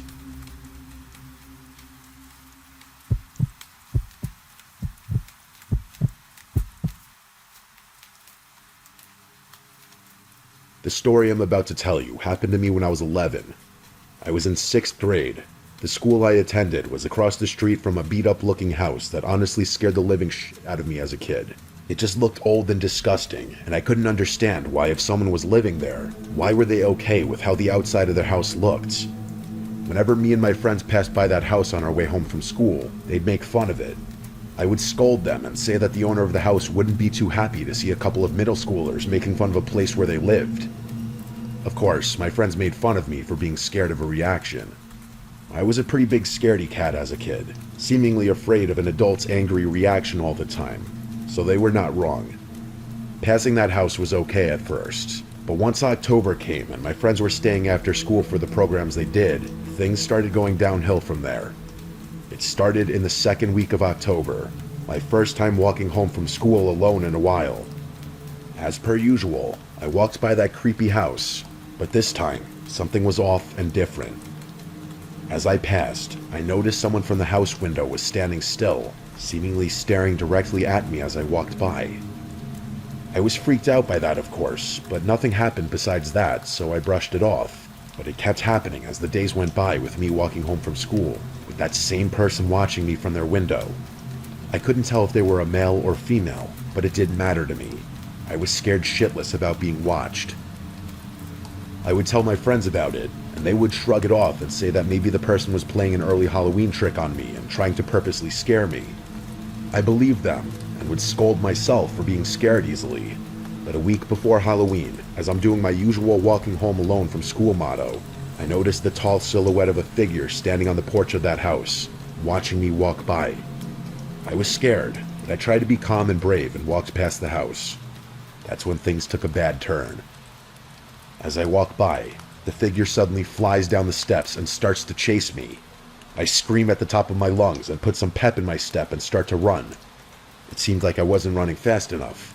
Whoever was chasing me was gaining on me.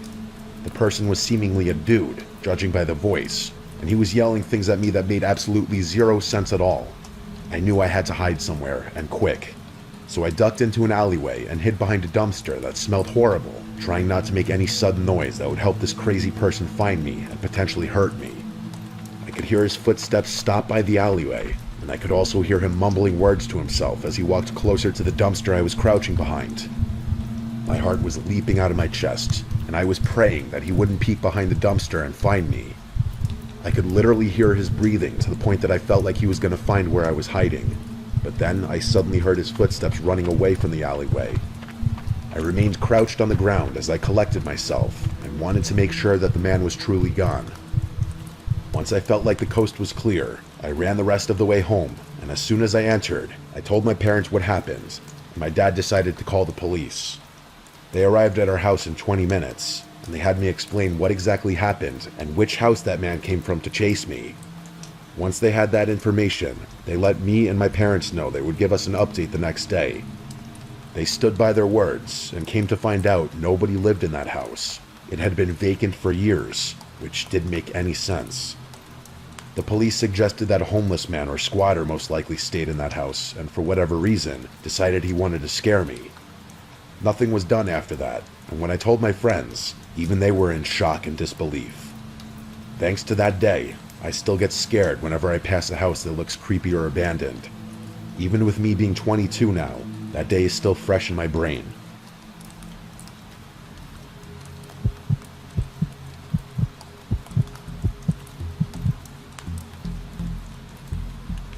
I come from a rural area in Poland. My country is still very much Christian, so Halloween isn't really widely celebrated. Many older people perceive it as satanic. Still, nowadays, many decorate their porches with stacked pumpkins. Some surprisingly made into jack-o'-lanterns, even in the countryside. At that time, I had a habit of taking my dog Susie for a walk each evening.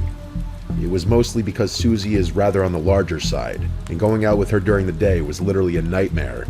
She used to hate kids and cyclists, so she would bark all the time and try to bite them. In the fall, it gets dark here pretty quickly, so 8 p.m. seems practically like the middle of the night.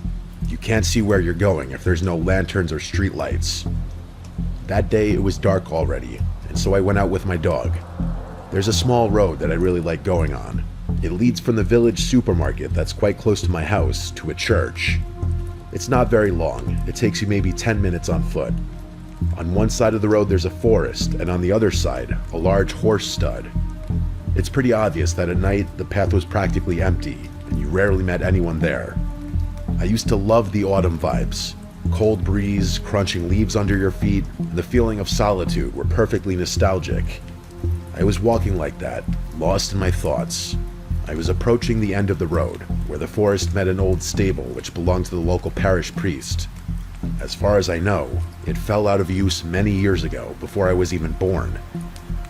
At that point, I was jolted out of my thoughts by Susie, who suddenly started barking like crazy.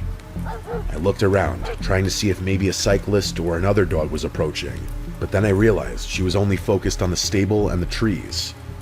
I should mention it was very hard to see anything beyond the tree line, as the streetlights were very dim and old in that place. My dog was acting as if she had literally gone mad, barking, growling, pulling hard on the leash. It wasn't typical of her, even when a bike went right by. I looked into the trees, trying to see what caused her to act so unhinged, and then I saw it. Maybe 10 to 20 meters away, right behind the priest's stable, I could see the silhouette of a man.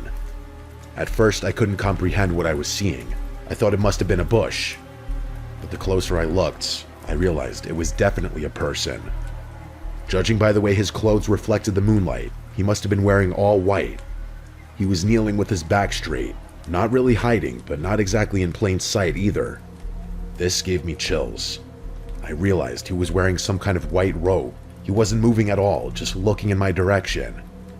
I pulled hard on the leash, trying to get Susie to move, but she was stubborn. I told myself there was no way I was staying there a second longer, so I grabbed her by the harness and took off rather quickly. I didn't want to run because I was still unsure if the man realized that I had seen him. Thankfully, the church was only a minute away, and I saw some people standing by it. For a moment, I contemplated telling them about the person, but what would I exactly say? That there was somebody sitting near the bushes? The rest of my way home had to be the most nerve-wracking walk of my life. Every couple of steps, I looked back to make sure no one was following me. Even my dog wasn't sniffing around anymore. She was just walking quickly straight ahead. I did get home without any further problems, but I wish I could say it was the end of my story. That night, I was woken up to multiple sirens wailing. They went off for a good half hour. The next morning, I saw in the local news that somebody had set the priest's stable on fire. People were saying that it was probably some drunk teenagers trying to play a prank and pull stupid tricks, but I knew damn well I hadn't seen giggling teenage boys the previous evening. The person I saw looked disturbingly calm, as if they were waiting for something. There could possibly have been more people hiding in the shed, but if so, I'm happy I didn't actually see them, or I might have had a panic attack. I really don't want to be the one contributing to the propaganda that Halloween is a satanic festival, but what I saw that night was really disturbing. A person wearing white robes, silently kneeling, just out of the reach of the streetlights. What bothers me most is that between the time I saw him and the time of the fire, at least 5 or 6 hours passed. Like, were they kneeling there the whole time? What on earth were they doing there for most of the night? However, I do feel very relieved that he didn't decide to follow or even acknowledge me that night, and that Susie didn't pull me even closer to him. If that person, or rather those people, were willing to set the whole building on fire, I don't want to know what else they were capable of doing.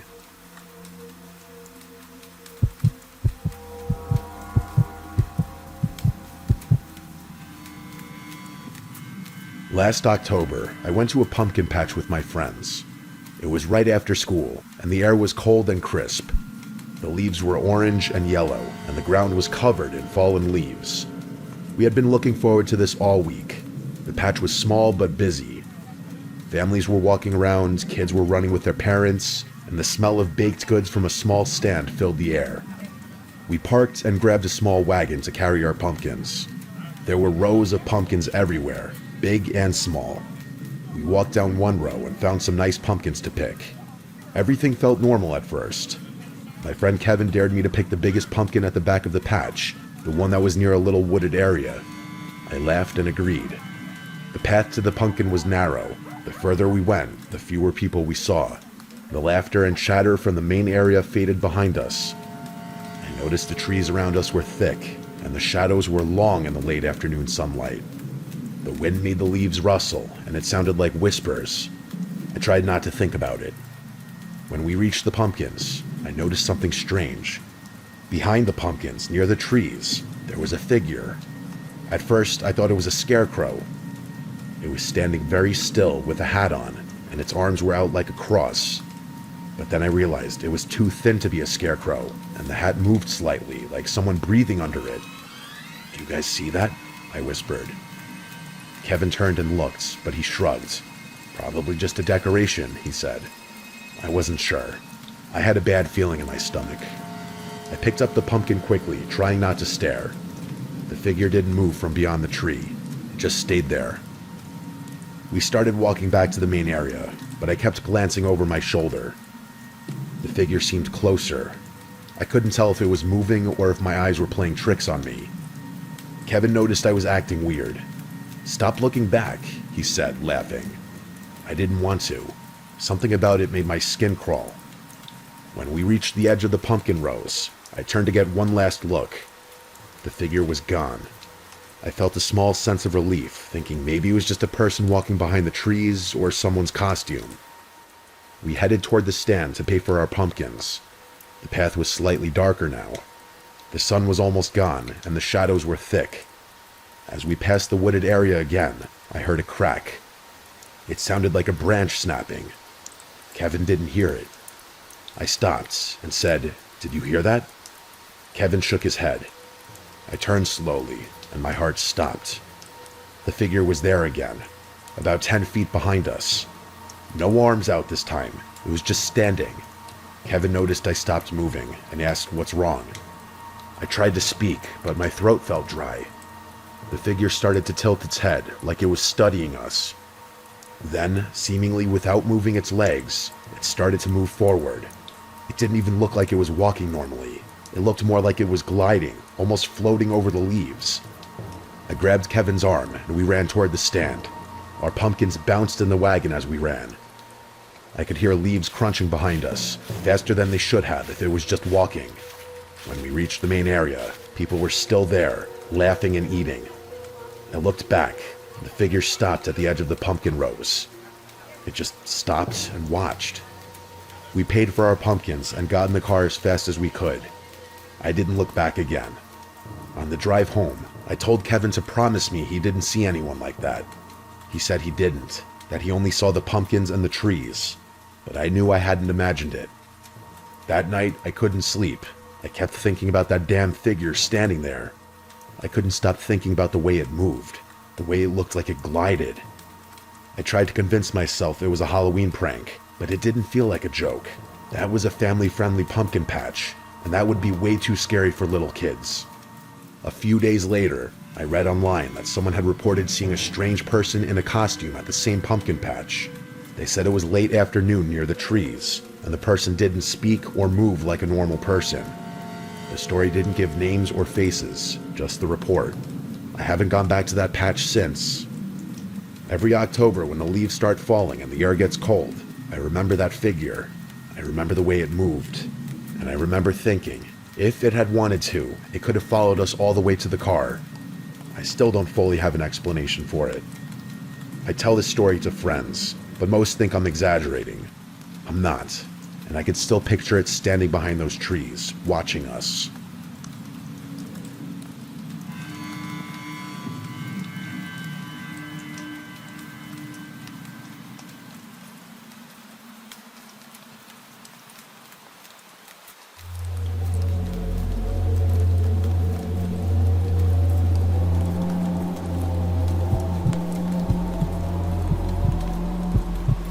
I remember this night like it was yesterday, even though I'm 26 now, and it happened when I was 12. My parents left me home with my 18-year-old brother Zach for the night, and at first I was excited because it was just me in the big house, which felt like huge freedom at the time. Zach told me he was going out for a few hours with friends and made me promise not to tell mom and dad, which I agreed to because I trusted him, and also why wouldn't I want the place to myself? He would get in huge trouble if my parents were to find out, and he knew that. At first, I thought it would be fun to be alone, especially on a weekend night. I ended up in the den where I decided to watch a scary movie. At that age, while home alone, not the best idea, which I learned the hard way. I had never been home alone for this long before, especially at night, and honestly, halfway through the movie, I started getting scared. Not entirely because of the movie itself, but because of the way the house sounded. The random creaks in the floor, the wind brushing against the windows, even the fridge clicking on periodically. Every time the movie made a loud sound, I would flinch, and I would look over my shoulder to behind the couch to the half flight of stairs that led to the main floor, expecting to see someone there. Eventually, I couldn't take it anymore, and I didn't know why I was subjecting myself to scaring the crap out of myself. I turned off the TV and ran upstairs to my room like a scared little kid running from imaginary demons that follow you the second you turn off the lights. When I got to my room, I went into the bathroom that connected both to my room and my parents' bedroom, where I brushed my teeth as fast as I could and tried to calm down. After that, I went into my room to play Call of Duty Zombies on my Xbox 360, thinking it would make me a little less scared. I played for a few hours, losing track of time and focusing on the game. Eventually, my team and I died on zombies, and I got frustrated. I decided it was late and I should go to sleep, though. Not long after that point, I felt the vibration of the front door closing, and I assumed it was Zach coming back. I lay there awake, listening to the sounds of my brother moving around downstairs. Which was odd, because usually when he'd get home, he'd go right upstairs to his room. But there were weird sounds coming from downstairs for too long, where it started getting unusual. They were subtle, little footsteps or indescribable thumps and thuds. I felt my stomach start churning a little. That stupid idea to watch that scary movie was really getting to me. I got up and went to the window to look outside, expecting to see Zach's car in the driveway where he usually parks, but it wasn't there. That's when the real panic set in. I had no cell phone at the time, I was only 12, so I had no way to contact my parents or Zach without leaving the bedroom and going to one of the house phones, which felt impossible at that moment. I quietly tiptoed to my bedroom door to confirm that it was locked, knowing that the lock could be unlocked from the other side with just a fingernail. I knew that if someone wanted to get in, they easily could. I looked around and decided the only safe place to hide was the small crawl-in closet built into the wall of my room. I squeezed inside, shut the door carefully from the inside, and tried to calm myself as I listened. It was at this point that I vividly remember hoping that I was just being overly paranoid and that it actually was Zach. Maybe he parked on the side of the house instead. Seconds later, I heard someone fumbling with the door, trying to get in. And then moments later, the door opened. The person was inside my room, and I had no idea who it was or what they wanted. I stayed completely still, listening to footsteps moving around my room, feeling the floorboards creak beneath the weight of someone walking, and hearing things being moved and shifted around. Every second felt like an eternity. I was terrified that the closet door could open at any second and I could be dead. I still prayed it was my brother, but I stayed quiet, barely breathing and hoping that whoever it was would leave. I could hear them dragging something across the floor at one point, which made me even more nervous. I felt like hours had passed, though it was probably only minutes. Eventually, I heard footsteps receding and moving away from my room.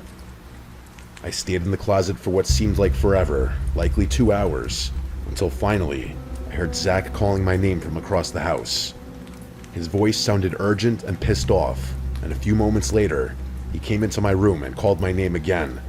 I stepped out of the closet, and the first thing he did was yell at me, asking what I was doing in there and what I had done to his room. It was this moment that confirmed to me that it was in fact not my brother who was in the house. I explained the situation as quickly as I could, still shaking and unable to stop my hands from trembling. Once he understood, we both got up and started looking around the house together. That's when we realized how bad it really was. Drawers had been pulled out, some of our electronics were missing, including TVs and gaming consoles. It was clear someone had been through the house and had taken things that were valuable. Zach immediately called the police, knowing that this was serious, and we waited together, still on edge, checking doors and windows to make sure nothing else was taken. The police came and made a report, writing down everything that was missing and asking us questions about what happened. They told us they would investigate and that we should wait for our parents to get home. Around 4 a.m., our parents arrived. My dad was furious and went straight for Zach, smacking him square in the face for being such a careless idiot. Not only leaving me alone, but leaving the front door unlocked. My mom checked on me, gave me a hug, and told me she was just glad I was safe. Zach was forced to pay monthly rent from that point on to slowly pay back for all the things that were stolen and treated with extreme caution after that night. I, on the other hand, was not punished at all. I was just shaken up, terrified of what had happened, and the whole experience stuck with me for years. Every time I thought about it, I could feel the fear all over again, remembering hiding in that closet and hearing someone walking around my room, not knowing if I would make it out alive. It was by far the scariest experience of my life, and it has stayed with me, even now.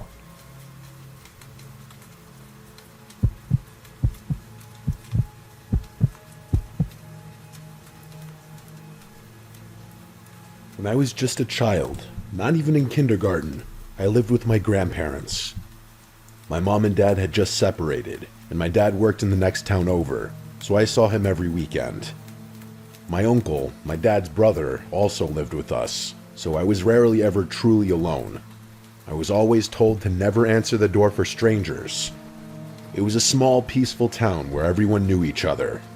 We had a neighbor who visited often to watch hockey, wrestling, or join family barbecues. I'll call him David. He was friendly with both my grandpa and my uncle. He often drank beers with my uncle and helped my grandpa with yard work or truck repairs.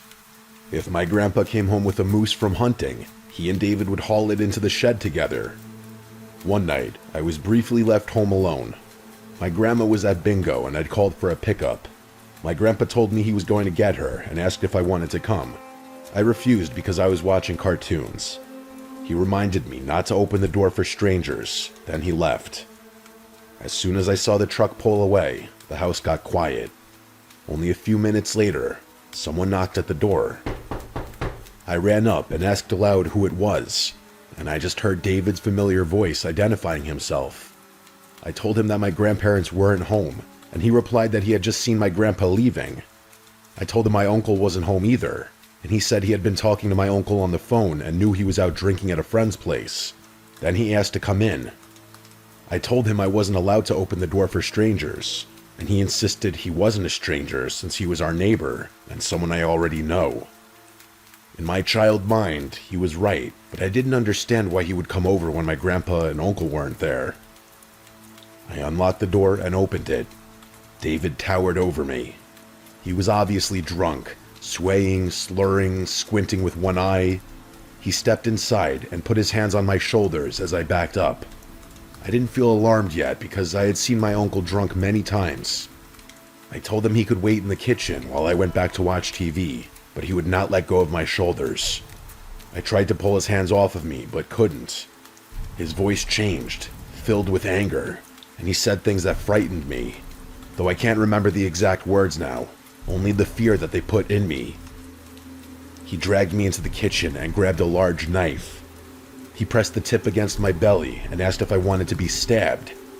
When I cried, he told me to quiet down or he would cut my tongue or my throat. He dragged the dull side of the blade across my throat to show he was serious. Then I heard my grandparents' truck pulling in. Car doors closed outside. Relief flooded me, and I was about to scream for help, but David clamped his hand over my mouth. He turned us both toward the doorway just as my grandma entered. Her smile vanished when she saw him holding me with a knife. She screamed for my grandpa to get inside immediately. My grandpa rushed in, yelling in shock and fury as he demanded to know what was happening.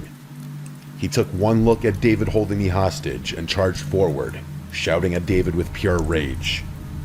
David shoved me to the floor. My grandma rushed over, grabbed me tightly, and blocked me from seeing what was happening while telling me I was safe. I could still hear the struggle. Eventually, my grandpa overpowered him. When I finally looked up, my grandpa was shoving David out the door, yelling at him to never come back, and then slamming the door. As I grew up, I realized David had waited deliberately. He must have known my uncle wasn't home and that my grandma was at bingo. He had seen my grandpa leave. That was his moment. I was too young to understand his intentions. Years later, after my grandpa's funeral, when I was sitting with my grandma discussing memories, I brought up that night and how heroic Grandpa had been. She looked uneasy. She said it was truly a terrifying night.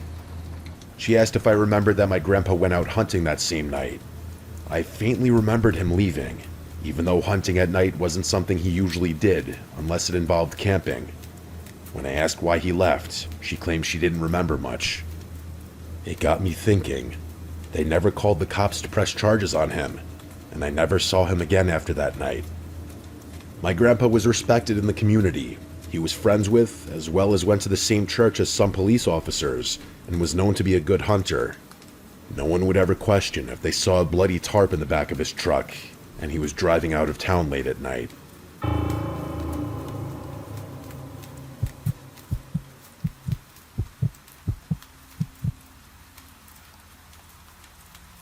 This story happened a few years ago during spring break in 2020 when I was 15. I was home alone one night while my parents were out of town. I was just hanging out in my room when I got a call from one of my mutual friends from school, who I'll refer to as Mason. I don't usually get calls from Mason, let alone texts or keep in touch with him, but I answered anyway. Before I could get a word out, he asked what I was doing. I told him I was just at home and wasn't up to anything. He then asked if he could drop off one of my buddies because he needed a place to stay for the night. This buddy of mine is someone I've known since 3rd grade, who I'll refer to as Neil. I basically told him I didn't feel like having company over and just wanted to chill by myself. After hearing this, Mason practically begged me to let Neil stay at my house. I could sense desperation in his voice as he pleaded with me to let him drop Neil off. I was still reluctant at first, but then Mason told me he'd let me use his weed pen if I let him drop off Neil. After he said that, I caved and told him they could pull up. Looking back, I realized how dumb I was to let something like that persuade me, considering what happened next, but I was a stupid pothead at the time, so what can you do? Neil has always been very outgoing, almost with zero filter, and he doesn't care what others think about him. So when I heard from my brother and other friends the week prior that he had started acting really weird in his classes, I didn't think much of it at first. I asked my brother to elaborate, and he told me that Neil would sometimes start laughing or clapping out of nowhere, even if the classroom was completely silent. and he would sometimes say very strange things to people for no reason, like claiming the basketball coaches were Freemasons trying to convert him. After hearing this, I realized Neil wasn't acting normal, and it wasn't until he and Mason arrived at my house that I understood how bad it really was. I met Mason and Neil at my front door and greeted them like any other day. I hit Mason's weed pen as promised and gave it back. As Mason was about to leave, he grabbed Neil by the shoulders in a very serious way, tears forming in his eyes, and he pleaded with him not to do that thing. Neil looked at him blankly and casually responded that he understood. I really should have asked what was going on, but for some reason, I didn't, and I let Neil inside as Mason left. After I closed the front door, the first thing Neil asked me was whether all the doors in the house were locked.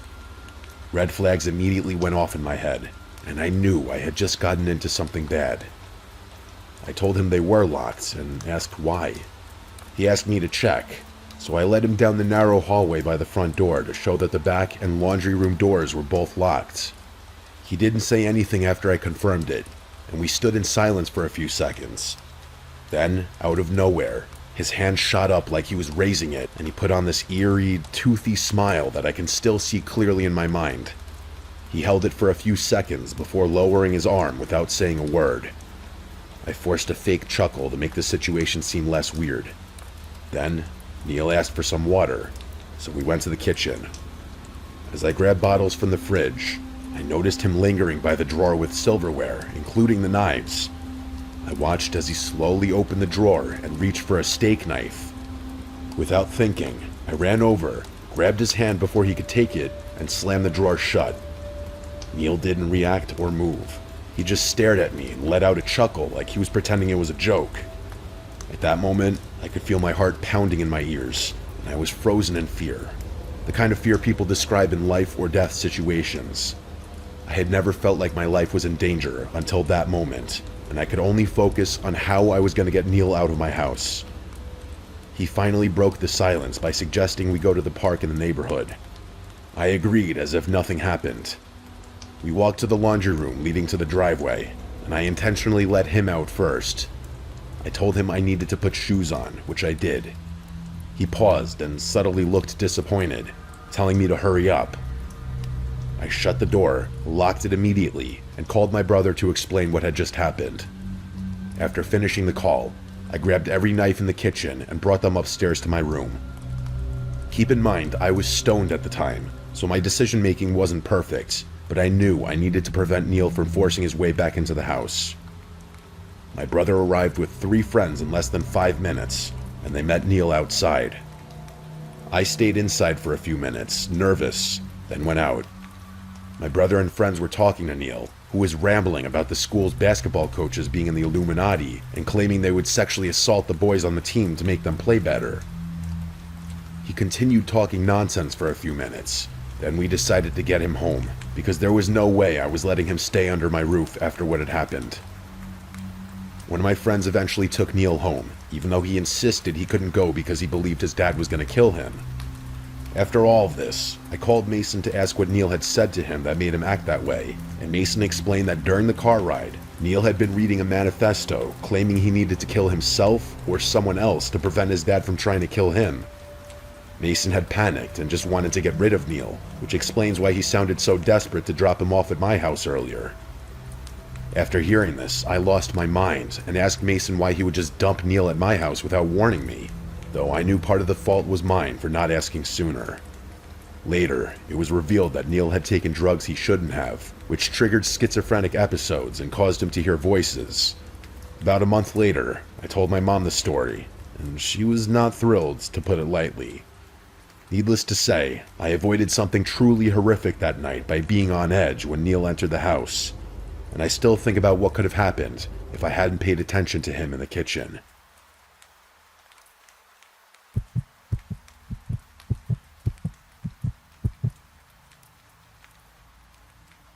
I was 10 years old when this happened. My mom had gone grocery shopping that day, and she asked if I wanted to come. I remember making a big stink about not wanting to. It was a warm, sunny afternoon, and I just wanted to stay home and shoot hoops in the street. I told her nothing bad would happen, and she would only be gone for a couple of hours. She finally gave in and let me stay. As soon as she pulled out of the driveway, I grabbed the old basketball from the garage and started shooting around in the street where we had a hoop set up. I shot around for a while, doing little games with myself, pretending I was down by 1 with a buzzer shot. I was sweating a little from running back and forth, and at one point I stopped to catch my breath. I bounced the ball lazily and looked around the neighborhood as I caught my breath. That's when I looked up toward the house. At the upstairs window, someone was staring down at me. It was only a shadow behind the glass at first, like someone was standing back from the sunlight. I stared for a good second or two before the shape shifted slightly, and I realized it wasn't some kind of trick from the sun. Someone was up there at the window, looking out at the street. None of my family was supposed to be home. My sister was at college, my dad was at work, and my mom was across town buying groceries. I dropped the basketball without meaning to. The window was my sister's room. The blinds were half open, and the figure was right behind them. I say figure because that's all I saw. No distinguishable features.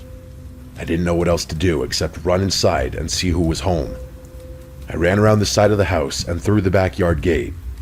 I burst inside and slammed it shut behind me. I yelled up the stairs asking who was home. My voice cracked when I yelled it. For a second, I didn't hear anything. Then a voice answered from upstairs. It said, "Brad, come upstairs." It wasn't my mom, it wasn't my sister, and it wasn't my dad. It was deeper than any of their voices, but not deep like a grown man trying to sound scary. It sounded like someone trying to sound normal. I didn't go anywhere near the stairs. I ran straight through the house, grabbed the house phone off the kitchen counter, and sprinted back outside as fast as I could. I called my mom and told her someone was in the house, and she didn't believe me at first. She told me that's not something to joke about, and she said that she was almost done shopping. But I started basically crying into the phone, telling her I wasn't joking, telling her I heard someone call my name from inside, and they're at the upstairs window. She finally believed me when I started sobbing and begging her to come home. She said she was leaving the store right now. After she hung up, she must have called the police, because a cop car pulled up at the same time my mom's car turned into the driveway. She ran to me, asking where I saw the person. I pointed to the upstairs window. The police went in first. My mom followed them inside after a minute or two. I waited out front. I didn't want to go back in there. For 10 minutes, I just stood there, staring at the upstairs window. No one appeared at it again. Eventually, one of those officers came out and told me it was safe to come inside. I went in and pointed upstairs to the room where I saw the man. They checked the closets, under the bed, behind the dresser. They even checked the attic. They checked every room in the house. They didn't find anyone or anything. After the police left, my mom started acting doubtful again. She said she believed me, but I could tell she didn't fully. She said if she found out I was messing around, I'd be punished for scaring her and wasting the police's time. I kept telling her I wasn't lying. She kept saying she knew, but her voice said something else. That night, I had trouble falling asleep. I kept thinking about the voice and that shadow behind the blinds. But eventually, I got tired enough to drift off. I don't know what time it was when I woke up. It was still dark out, and at first I thought I woke up from a bad dream. But then I heard something in my room, just loud enough to wake me. I sat upright in my bed. My eyes were still adjusting to the dark, but I could see the outlines of my room. I could see my dresser, my closet door cracked open, my shelves, and across the room, not far from my bed, I saw something else. An unfamiliar shape. A tall, dark shape, standing completely still. For a second, I thought I was imagining it, but then the slightest movement made me realize what it was. It was a person, a full-grown person standing in my bedroom. I didn't even have time to breathe. I just screamed, a loud, broken scream that tore out of my throat. As soon as I screamed, the figure moved, fast. It darted across my room in 2 steps, grabbed my window, slid it open, and jumped out. I heard the man's feet land on the small awning below the window. My parents burst into the room as soon as I screamed. My dad ran straight to the window and looked out. Then he ran downstairs and out the back door to try to find whoever it was. I'm fairly certain he ran out there barefoot, came back a few minutes later out of breath. He kept shaking his head and saying he didn't see anyone. They called the police again, but that time it was mostly just to file another incident report and for the cops to scout the area. We don't know how long he was in the house. All I know is he was inside during the day, long enough to know my name, and he was watching me from my sister's window, and he stayed in the house until nightfall. That, or he snuck in and out of the house through my bedroom window by climbing up on that awning. Either way, he was in my room while I slept, standing there in the dark. Who knows what else he did while he was in the house? That's the scariest part.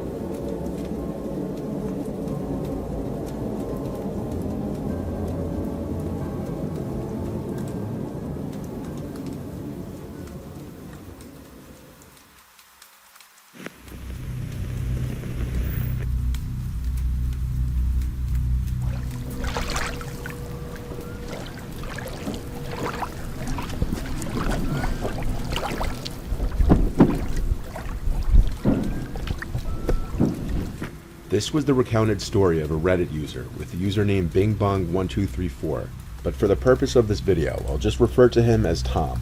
It started when Tom was 8 years old, taking his dog for a walk through the neighborhood with his mom. It was a little later in the night, between 10 and 11 p.m. They lived next to a swampy, woodsy area on the edge of the neighborhood, which was in Lansing, Michigan. It was a very silent night except for the slight wind.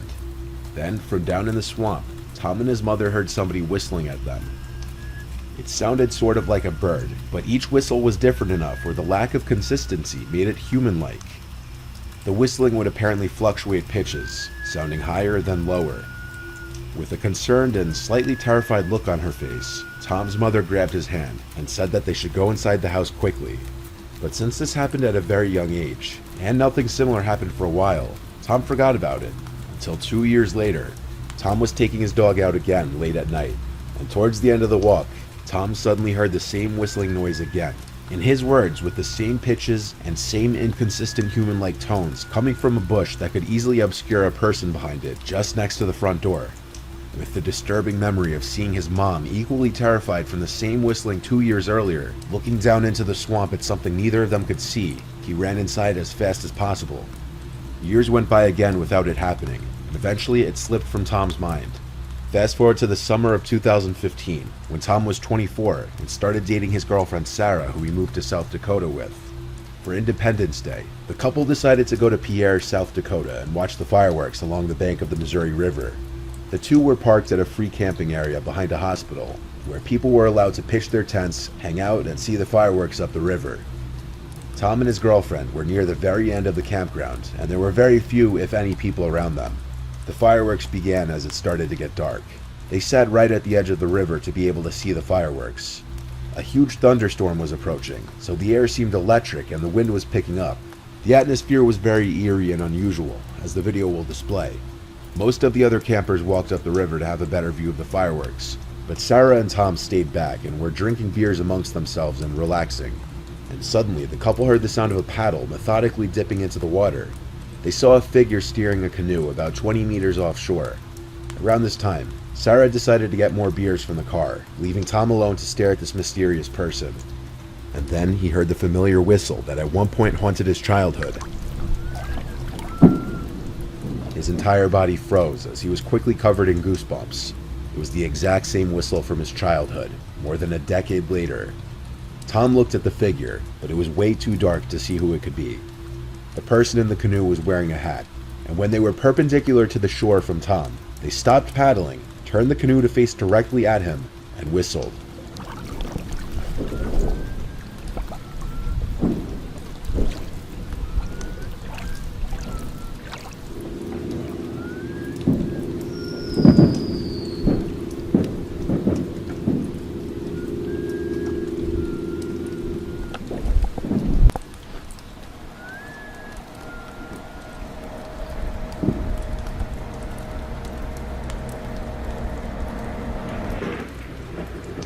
Tom looked at the person and shouted, "Who are you?" which received no reply. The person just whistled a couple more times, turned the canoe, and paddled out of sight. As the canoe was almost out of sight, Tom grabbed his camera and got a shot of them whistling as they paddled away.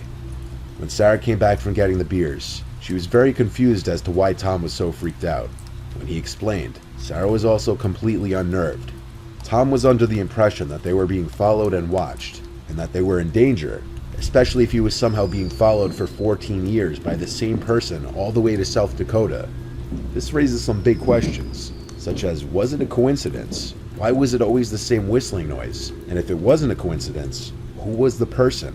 Why did they follow Tom, and where did they go? To this day, there have been no conclusive updates on the matter, and these questions remain unanswered.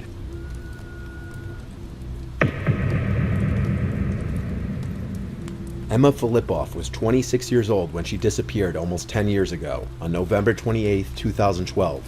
She was described by friends and family as a beautiful, creative, and private girl. There's been an extensive investigation into Emma's disappearance ever since, but so far investigators have been unsuccessful in determining what happened to her. A surveillance video from the day Emma disappeared shows her in a 7-Eleven pacing around and cupping her hands around the glass door as she looked outside, as though she was being followed. She purchased a prepaid cell phone in the 7-Eleven despite never owning one before. Then she hesitated before leaving.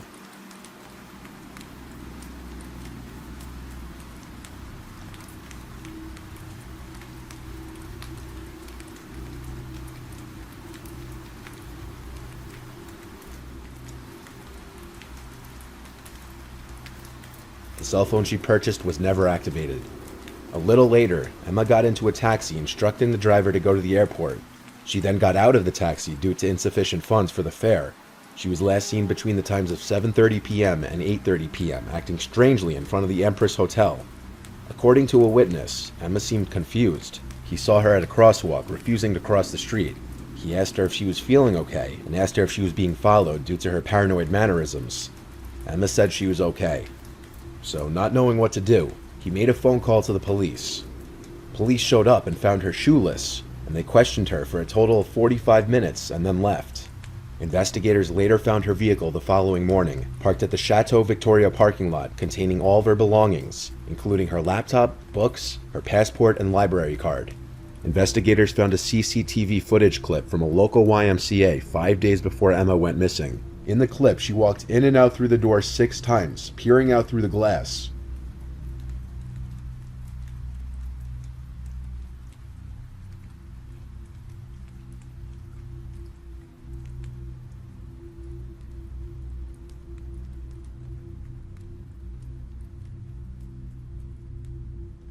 One possible person of interest is in CCTV footage from a Vancouver store. The 2014 surveillance video shows a man in a Gastown clothing store holding a purple poster in his right hand.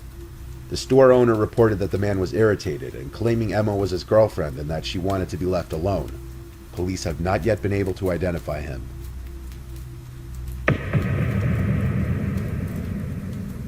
The footage you're about to watch was of an episode of the old game show The Dating Game, and on the surface it seems completely normal, and all the contestants seem to be regular people you'd expect to see in a typical cheesy 1970s dating show.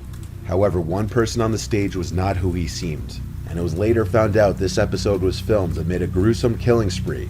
He was the winner of the episode, and his name was Rodney Alcala, a serial killer who victimized up to 130 women. This was part of the episode. Bachelor number 1 is a successful photographer who got his start when his father found him in the dark room at the age of 13, fully developed. Between takes, he might find him skydiving or motorcycling. Please welcome Rodney Alcala. Rod, welcome. He was introduced as Bachelor number 1, a successful photographer who enjoyed skydiving and motorcycling in his spare time. A Bachelor number 1, I am serving you for dinner. Oh. What are you called, and what do you look like?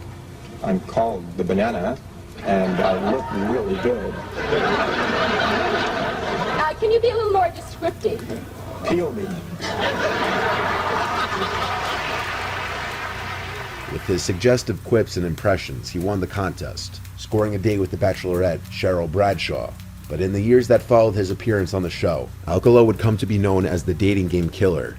Will that date be Bachelor number 1, Bachelor number 2, or Bachelor number 3? Who gets the dates? Well, I like bananas, so I'll take one. Number 1, Bachelor number 1, all right. He's a skydiver, so he's got a lot of nerve. He's into motorcycling. He's also a fine photographer. Say hello to Rodney Alcala. Rodney, come on and say hello. Congratulations. He was convicted of the murders of 6 women and a 12-year-old girl, with some of the crimes being committed before his TV appearance. Investigators estimated his victims could be as many as 130. Alcala died at age 77 while on death row. He committed his first known crime on September 25, 1968, when an eyewitness in Los Angeles called police after watching him lure an 8-year-old girl named Tali Shapiro into his apartment. Tali was walking to school when Alcala offered her a ride, but he took her to his apartment instead. When the police arrived, the girl was found alive, but Alcala had fled. To evade the resulting arrest warrant, he left the state and enrolled in the NYU Film School using the name John Berger. With his good looks and charm, he persuaded many young women to pose in photographs for him, most of whom are presumed to have been victims of his, and apparently a lot of them remain unidentified. In fact, you can easily find these pictures online. In 1971, he obtained a counseling job at a New Hampshire arts camp for children. The FBI added Alcala to its list of 10 most wanted fugitives, and a few months later, 2 children attending the arts camp noticed his photo on an FBI poster at the post office. Alcala was arrested and extradited to California. He only served 3 years in prison for this crime because Shapiro's family had relocated to Mexico and her parents refused to have her testify at the trial. The years following, he would be in and out of jail, and the list of his victims would grow longer and longer. Somehow Alcala was able to make it on the dating show despite his criminal history, and of course his record went unmentioned during his appearance. After Cheryl Bradshaw chose Rodney Alcala, the two were awarded tennis lessons, complete with outfits, and a trip to Magic Mountain theme park. First, you'll receive tennis lessons from expert Naomi Besa of the famous Kirkwood Tennis Club. That starts. The two were then escorted to a place where the show would allow the match to talk and get to know each other. And it was during this time that Cheryl Bradshaw started to get a bad feeling about Rodney overall, describing him as creepy and weird. The arranged date after the show never happened because Bradshaw called the show's office after filming and told the contestant coordinator that she didn't want to go because of the weird vibes that came off of him. She said, "Ellen, I can't go out with this guy. There's weird vibes that are coming off of him. He's very strange. I'm not comfortable. Is that going to be a problem?" And of course I said no.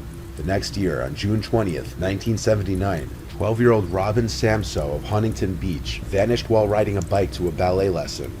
A Forest Service employee later found her remains, scattered across a remote ravine in Los Angeles.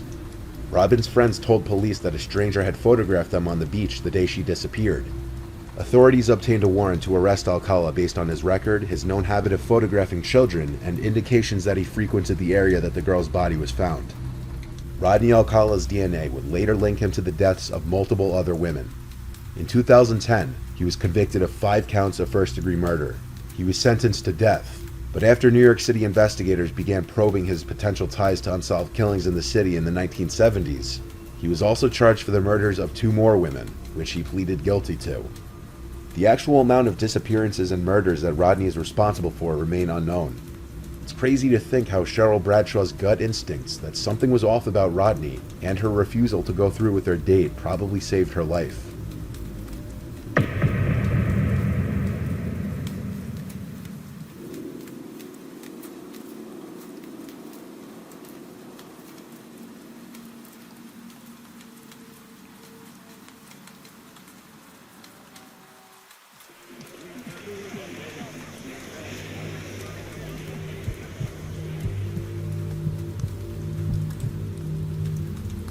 I'll get right to the point. My middle son is a senior in college. He's a good kid, most of the time. I'm a bit cross with him right now, because he just asked me for money for a spring break trip to Hawaii with his friends, which kind of caught me off guard. Like I said, he's a good kid, and I want him to enjoy himself, but something about the way he asked rubbed me the wrong way. His mother's been struggling with her mental health lately, and it would have meant a lot to her to have him around. But I guess he's more preoccupied with getting wasted on a beach with his frat brothers. I can't even say I blame him for it. I was exactly the same when I was his age, and I see a lot of myself in that kid. The whole thing actually got me reminiscing about my own college days and reminded me about something I haven't thought about in a very long time, which is the story I'm about to tell. Funnily enough, my son is the one who introduced me to this page, so maybe he'll get a kick out of this if it gets read. I went to Wharton, class of '85, something I'm still damn proud of. It was and still is the most prestigious business school in the world, and I took that reputation seriously. I had my fun, but I also worked like hell. It was a different time back then.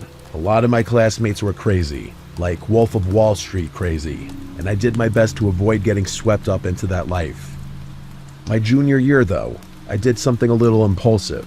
I was dating a Puerto Rican girl named Maria Munez, who I remember fondly.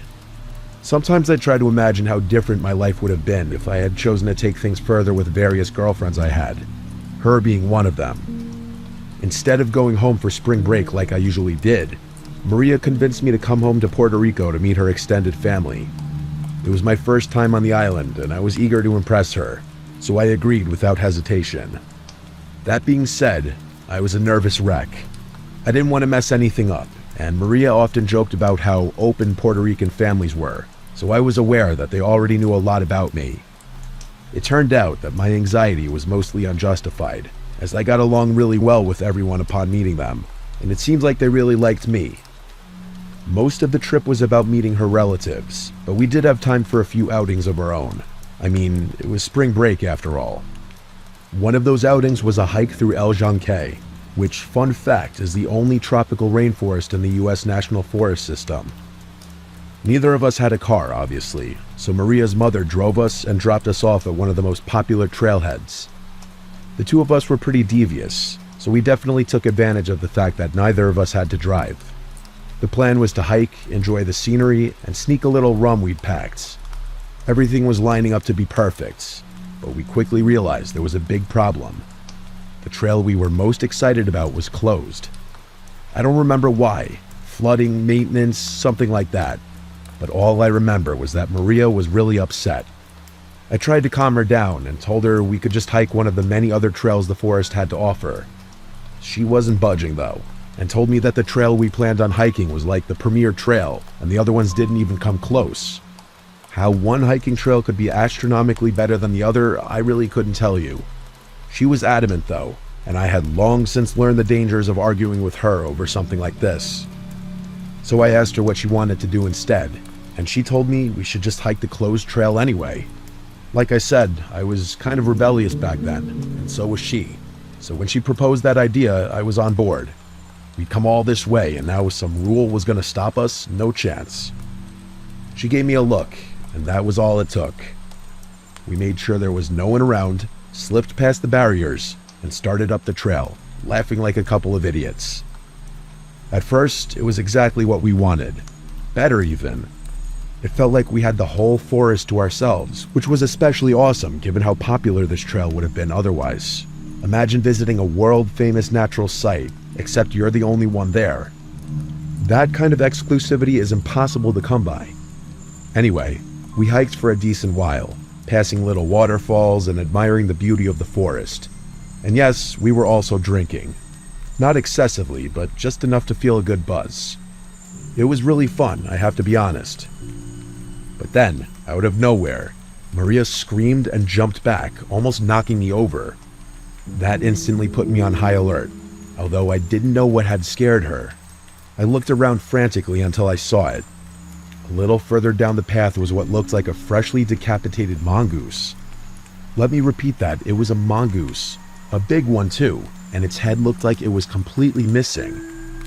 I told Maria to stay where she was and approached the carcass by myself, hoping it was maybe a stuffed animal or something. It wasn't. I inspected it without getting too close, and confirmed what I initially thought. Its head was cleanly sliced off. The cut was too precise for it to have been anything other than a knife wound, which was downright disturbing. The worst part, though, was that the body hadn't started smelling yet, meaning it probably hadn't been there for very long. Maria was shaking. I was mostly shocked by it. I tried to reassure her by saying something dumb, like how crime in a national forest was unlikely, even though I couldn't explain it myself. I put my arm around her and ushered her past the body, trying to block it from the line of sight. All I could think about in that moment was putting some serious distance between us and that poor lifeless creature. We walked in silence for a while, and even though we distanced ourselves from the mongoose, I could tell the moment was gone. The adrenaline rush had worn off my buzz and erased my good mood. As bad as I felt, though, I could tell that Maria was significantly more shaken, and I couldn't imagine that she was even enjoying herself in the slightest. She said that she wanted to stick to our original plan of hiking the whole trail to the other side, but it was obvious that she didn't want to be in that forest anymore, and I couldn't blame her. As we were walking, I couldn't help but rack my brain, trying to figure out what we had stumbled upon. It didn't make any sense.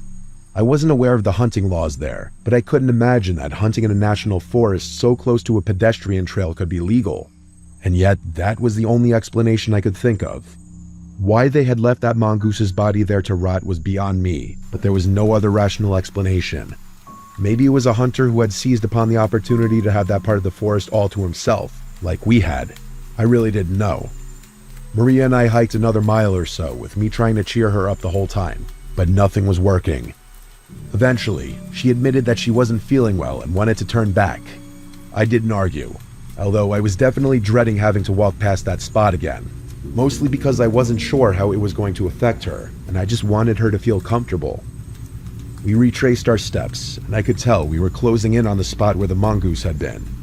I told Maria to keep her head down so she wouldn't see, and she did. I braced myself as we turned the final bend, but when the spot came into view, the mongoose was no longer there. Someone had moved it.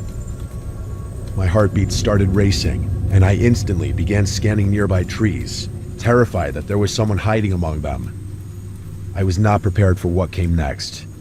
Instead of seeing a person, I noticed something hanging from one of the trees. It was a mongoose. It was strung up with twine, its paws tied together. There was a sickly green liquid dripping from its body that hadn't been there before, and it was rotating slowly in the wind. I couldn't help but curse out loud when I saw it, which caused Maria to open her eyes. As soon as she saw it, she let out an awful, blood-curdling scream of pure terror. Before she could freeze up, I grabbed her wrist and told her to run. We took off sprinting down the trail, trying not to trip over each other.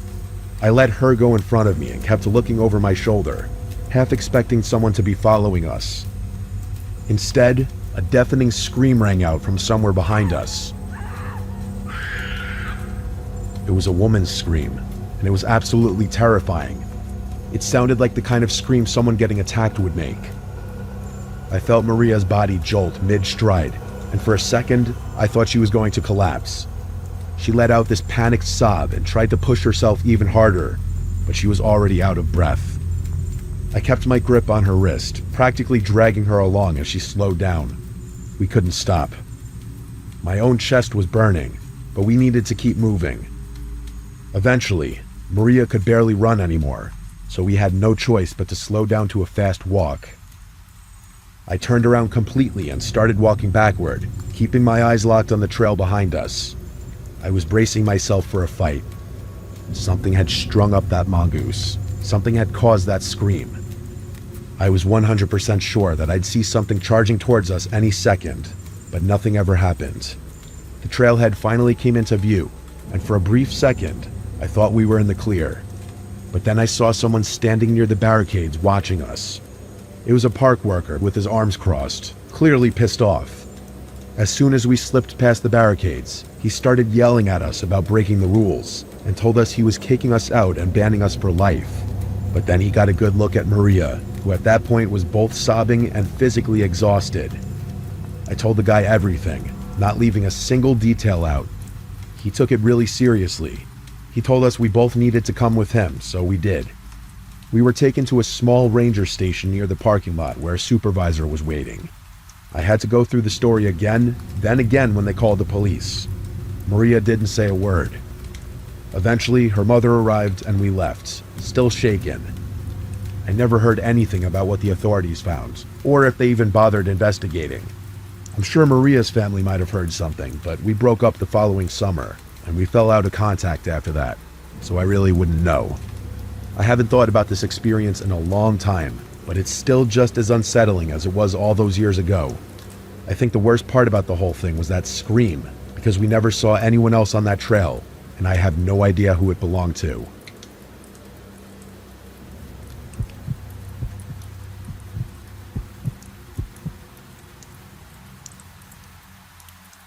I'd consider myself a pretty laid-back guy. I'd say the same about most of my friends. This happened last year, so I'll get right into it. Spring break was supposed to be just me and my friends Jackson, Ariel, and Isabel camping on a secluded beach in Alabama. No crowds, just stars and waves. We got there late, later than we planned. We parked in the closest lot and began walking toward the beach. The place was dead quiet. No other campers, no fishermen, nothing but empty sand stretching for miles. According to Isabel, who was familiar with the area, locals sometimes use that part of the beach for overnight fishing, but that night it was empty. It wasn't fully dark out yet, but the sun had started setting, so we'd need to set up camp quickly. Jackson and I began pitching the tents. Since I had driven, I had brought my dog Bean with me. He was a Doberman who loved the sand, so we all got a kick out of watching him run and roll around. At one point, Ariel pointed out a car in the distance, saying it had driven by twice already. I turned. An old, beat-up-looking SUV slowly rolled past on the narrow access road that ran parallel to the dunes. The access road was a little more than a strip of packed sand, just wide enough for one car. On one side was the beach where we were, and the other side was a line of shrubs. You couldn't really see the main roads from where we were. The car drove by and ultimately disappeared down the road. The four of us shrugged it off and went back to setting up, and by the time we finished, we decided to crack a few beers and chop it up in a circle. The girls drank seltzers instead of beer, which we made fun of them for. It was almost fully dark at that point. I can't remember who noticed it first, but that car that had driven by was back again. Only this time, it stopped when it was parallel to us. The driver's door opened and a man got out. I could tell it was a man because he was really tall, although I couldn't make out any features of his face. He began walking towards us, and the girls got nervous. Jackson and I told them not to worry, and we got up to go intercept the man before he could reach our campsite. Bean was already on high alert, so I told him to come with us. As we got closer, I started to notice that he was walking oddly. There was this slight limp in his walk, and he almost stumbled a few times. When we got close enough, Jackson said, "How's it going, man?" trying to keep things light. The guy didn't waste any time. He immediately said, "You're on my property." He slurred his words a bit, and I figured he was a little drunk. I told him we thought the beach was public land. Keep in mind, it was really unlikely that some dude owned the beach. There were no private signs anyway. After I said that, the guy didn't answer. Instead, he pulled out a knife. Bean started growling in response to the man's body language, which honestly should have scared the guy off given how scary Dobermans look. But he didn't budge. Instead, he started running towards us with his knife outstretched. Bean charged at him and jumped to attack his arm that was holding the knife, causing him to fall to the ground. I yelled no at the top of my lungs as I didn't want my dog to get stabbed, but Bean somehow got the dude to drop the knife. The man screamed in pain as Bean bit his arm. I whistled for him to get off, and he listened to me. He ran back to my side, but kept his eyes on the guy who was now writhing in pain on the ground. Eventually, the guy got up and started running back towards his car. Jackson and I ran back to the girls, telling them everything. By the time we finished, that SUV had driven off. The girls wanted to pack up and carry everything back to the car, but there was a part of me that was nervous about that plan. That guy was unhinged. There was no telling what he'd do, and I wasn't keen on walking in darkness with my hands full. Isabel made a good point though, saying that he might return with a gun or something. I told Ariel to call the police and tell them where we were and what happened. Once the police were close by, the four of us started walking towards the parking lot with our stuff. Bean was on high alert, and I have to admit the only reason I felt even remotely safe was because of him. I noticed lights up ahead near my car, and I was relieved.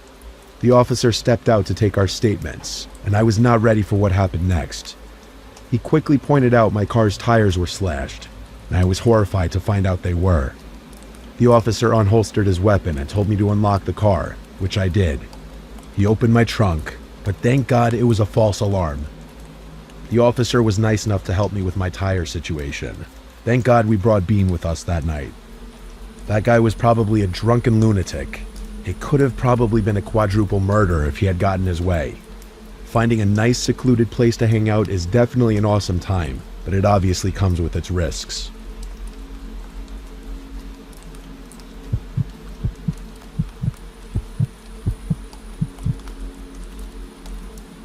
was spring break 2023. My friend Michelle and I booked a trip to Miami for a weekend. It was both of our first times in Miami. We were both 22. We stayed at some full house rental in Wynwood, which was like a 20-minute Uber from the beach. We got there on Thursday and we were staying until Monday. We landed pretty late in the day Thursday, so we just went out to some nearby bars for the first night. It was fun. The following day, we Ubered to Miami Beach to have a beach day. We brought the towels from the rental and just laid on the beach for hours. Multiple groups of guys approached us, and we just reject them or whatever. But there was one guy who approached us, I guess specifically me, that just had this really charming accent, seemingly nice forward personality, and honestly everything about him was handsome, from his hair down to his physique. He introduced himself as Will. He asked what our plans for the night were and asked for my number, and honestly I gave it to him. Then he was off on his way down the beach. He didn't seem to be with anyone. We watched to see if he'd stop and try to get more numbers, but he didn't. He was just walking away looking at his phone, and eventually walked off the beach in the direction of the street. Michelle was a little jealous that he showed me more attention, I could tell.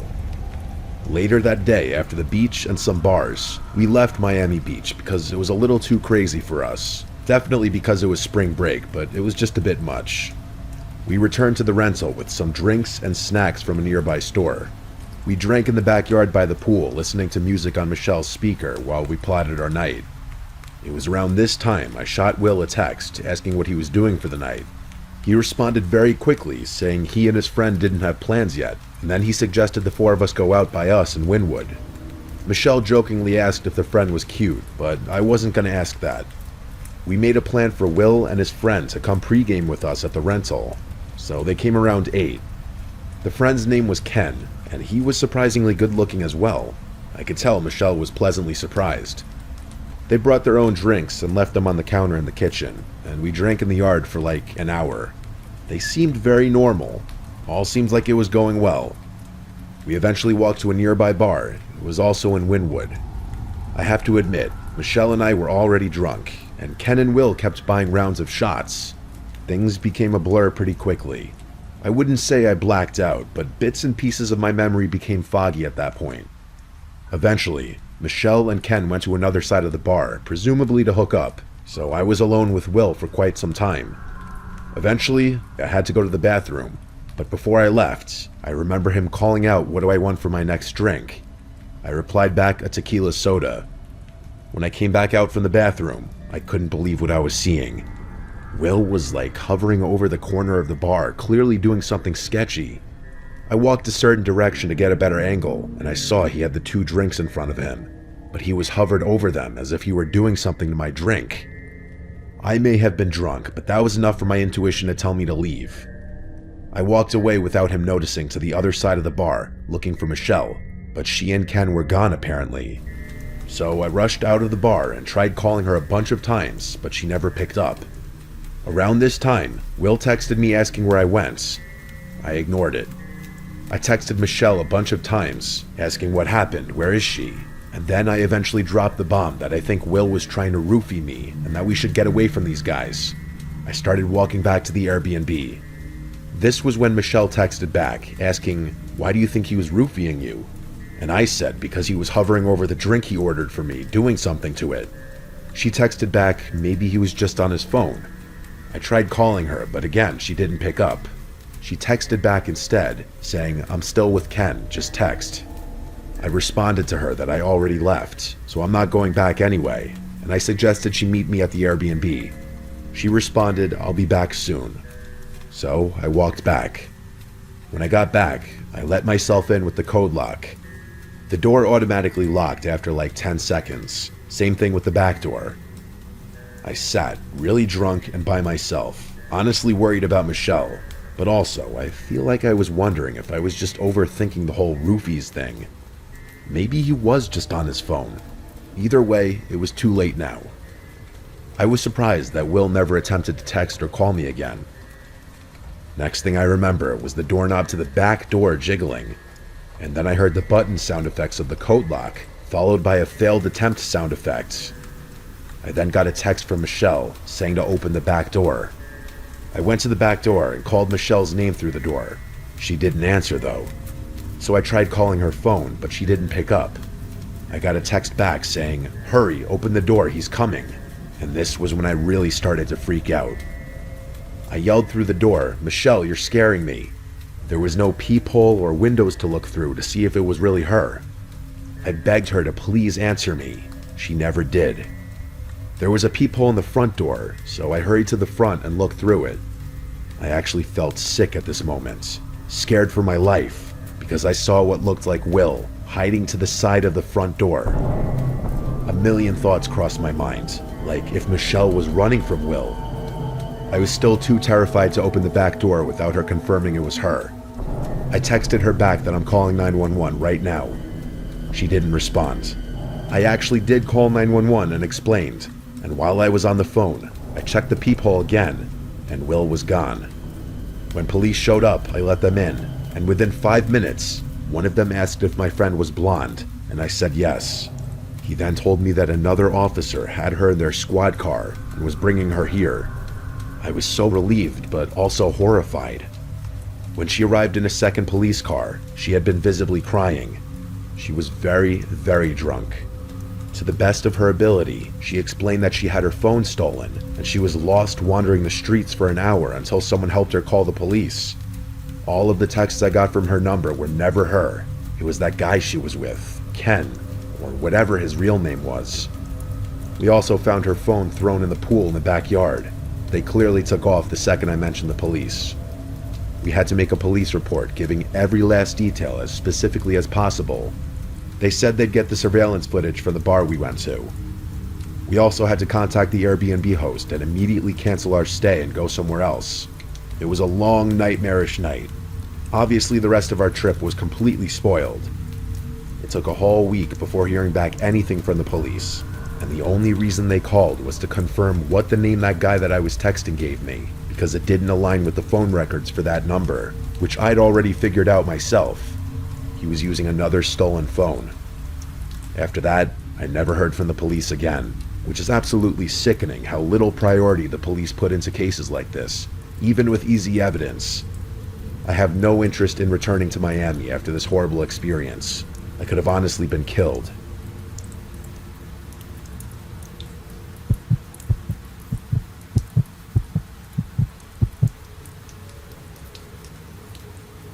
My name is Anna. My friend Lena and I had been looking forward to spring break for weeks. We were two broke college juniors desperate for a change of scenery, but neither of us could afford the classic trip to Mexico or Hawaii, so we were kind of restricted to somewhere in the continental US, preferably not too far away. So when we found a cheap Airbnb near Charleston's historic district, we booked it immediately. 5 nights of food, bars, and exploring. It felt like exactly what we needed. Plus, it was my first spring break above the age of 21, so I wouldn't have to constantly stress about which places were likely to snatch my fake ID. By the 3rd night, we'd settled into a routine. Sightseeing during the day, hopping between restaurants and bars in the evening. I'm not a heavy drinker, and neither is Lena, so we were getting more enjoyment out of just experiencing what the city had to offer. Early that evening, we ended up at this tiny seafood spot we had found online. Fried shrimp, hush puppies, sweet tea, you know, that sort of vibe. The place honestly felt like a hidden gem, and I was impressed that Lena had been able to sift through all the touristy stuff to find something a bit more authentic. The good vibe didn't last though. We were halfway through our late lunch when my phone buzzed. I glanced down. It was a number I didn't recognize. The message just said, "Hey." I stared at it for a few seconds before showing Lena, asking her if she knew the number. She looked at my phone and said she didn't. I figured it was just a scam or something, but usually those scam texts say more than just "hey." Maybe it was a wrong number. I typed back a quick "who is this?" and went back to eating. Lena and I were laughing about something silly when another text from that same number popped up on my phone. It said, "Look outside." That one made me pause.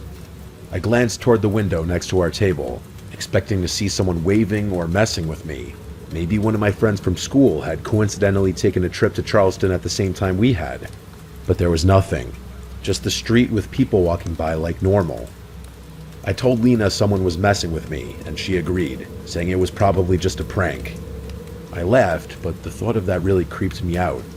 None of my friends were really the type to do that, but I guessed it could have been some guy who had previously hit on me and was bored or something. Up until that point, the whole thing still felt harmless, but then another message came through, just a few minutes later. It said one word, Anna. That stopped me cold. If this person knew my name, it definitely wasn't a wrong number. Probably not a scam either. I gasped and showed Lena, and she reminded me about something I had completely forgotten about. On our first day in Charleston, Lena and I had entered one of those giveaways at a local cafe. It was one of those win a free meal promotions where they ask for your name and number and a few other things. It had completely slipped my mind, but as soon as Lena brought it up, that's all I could think about. I hadn't given my number to anyone in Charleston either, so it made sense. I told Lena whoever was texting me probably had her number as well, and the two of us kind of freaked each other out. Dinner wasn't as fun after that. In all honesty, I felt too out in the open. We paid the bill and decided to shake it off at a rooftop bar across town. It was packed and seemed like the type of place that attracted a younger crowd, so it was a no-brainer. After a few drinks, I was starting to loosen up, and Lena and I were enjoying ourselves again. But of course, that didn't last long. I got another message from that number, but this one was so much worse. It said, "That's a nice red jacket." I went stiff. I was wearing a red jacket. In fact, I was one of the only people there who was even wearing red. I looked around frantically, but it was useless. The place was crowded, filled with people laughing and drinking, but no one was looking at me. At least, not obviously. I showed Lena the message, and she said we should leave. The two of us started making our way back to the Airbnb as cautiously as possible. I kept glancing around behind us to make sure we weren't being followed, and we weren't. By the time we got inside, I bolted the door and double-checked every lock. We shut the curtains and locked all the windows too, trying to convince ourselves we were just overreacting. But an hour after we got back to the Airbnb, we started getting hungry, but neither of us wanted to leave. We ordered Uber Eats instead, picking some random burger place a few blocks away. I always had my Uber Eats setting set to leave at door by default, as I had a really bad experience with a delivery driver a while back that I don't want to talk about. The estimated wait time was 50 minutes, which felt like forever. We distracted ourselves by watching some dumb reality show, trying to shake off the lingering paranoia from earlier. For a little while, it worked. Eventually, there was a knock at the door. I looked down at my phone and saw a notification from Uber Eats saying the driver was arriving. I was confused though. Normally, Uber Eats would send a photo when the food was dropped off, so I wasn't too sure why our driver had knocked on the door. I looked at Lena, and she looked equally confused. I got up and checked the peephole, and yeah, it was a random, bulky-looking dude in a hoodie holding our bag of food. He just looked like a normal Uber Eats driver.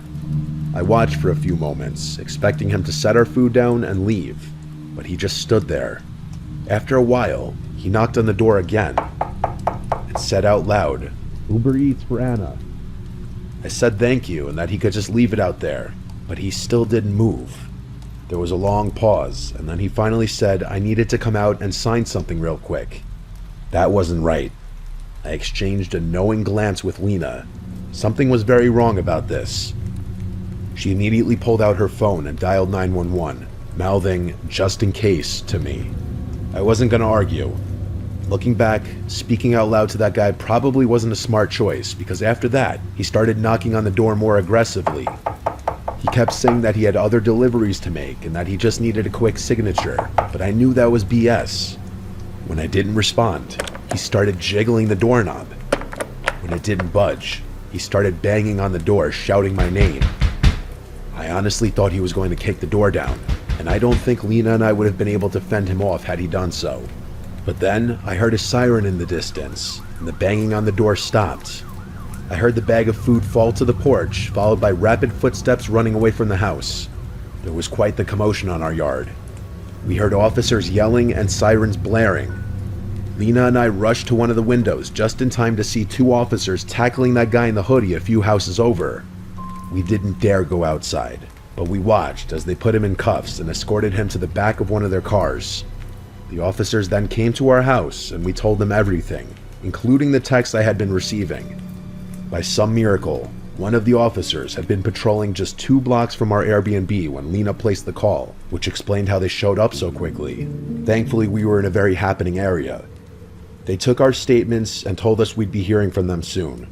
It turned out our cafe theory was spot on.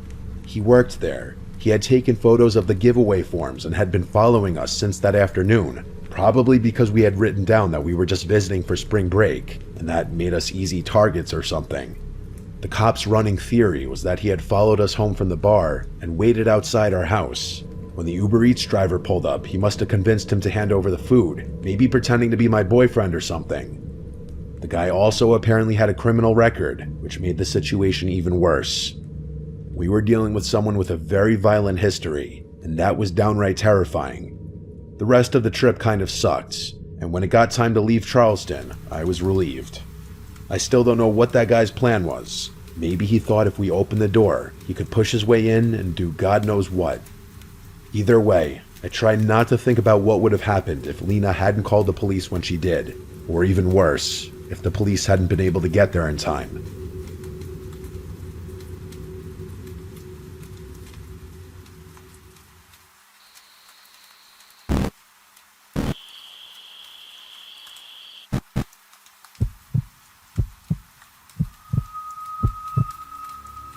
During hunting season, at least once a year, I try to travel up to Maine and rent an Airbnb to go hunting. I never bought my own place because I can't really afford it just for a single trip every year, so doing a weekend rental makes more sense for me. Plus, I'm not exactly an expert. I'm still trying to get more experience. Some years I'd go with my uncle, but in recent years he hasn't been in the best shape health-wise and he's not really up to it anymore, so I've been going alone more recently. Last year, which was 2022 at the time I'm writing this, was the last season that I went hunting. It was November. The Airbnb I rented was near a national park. I arrived late on a Friday because I had to come home from work, get ready, then head out on the road trip.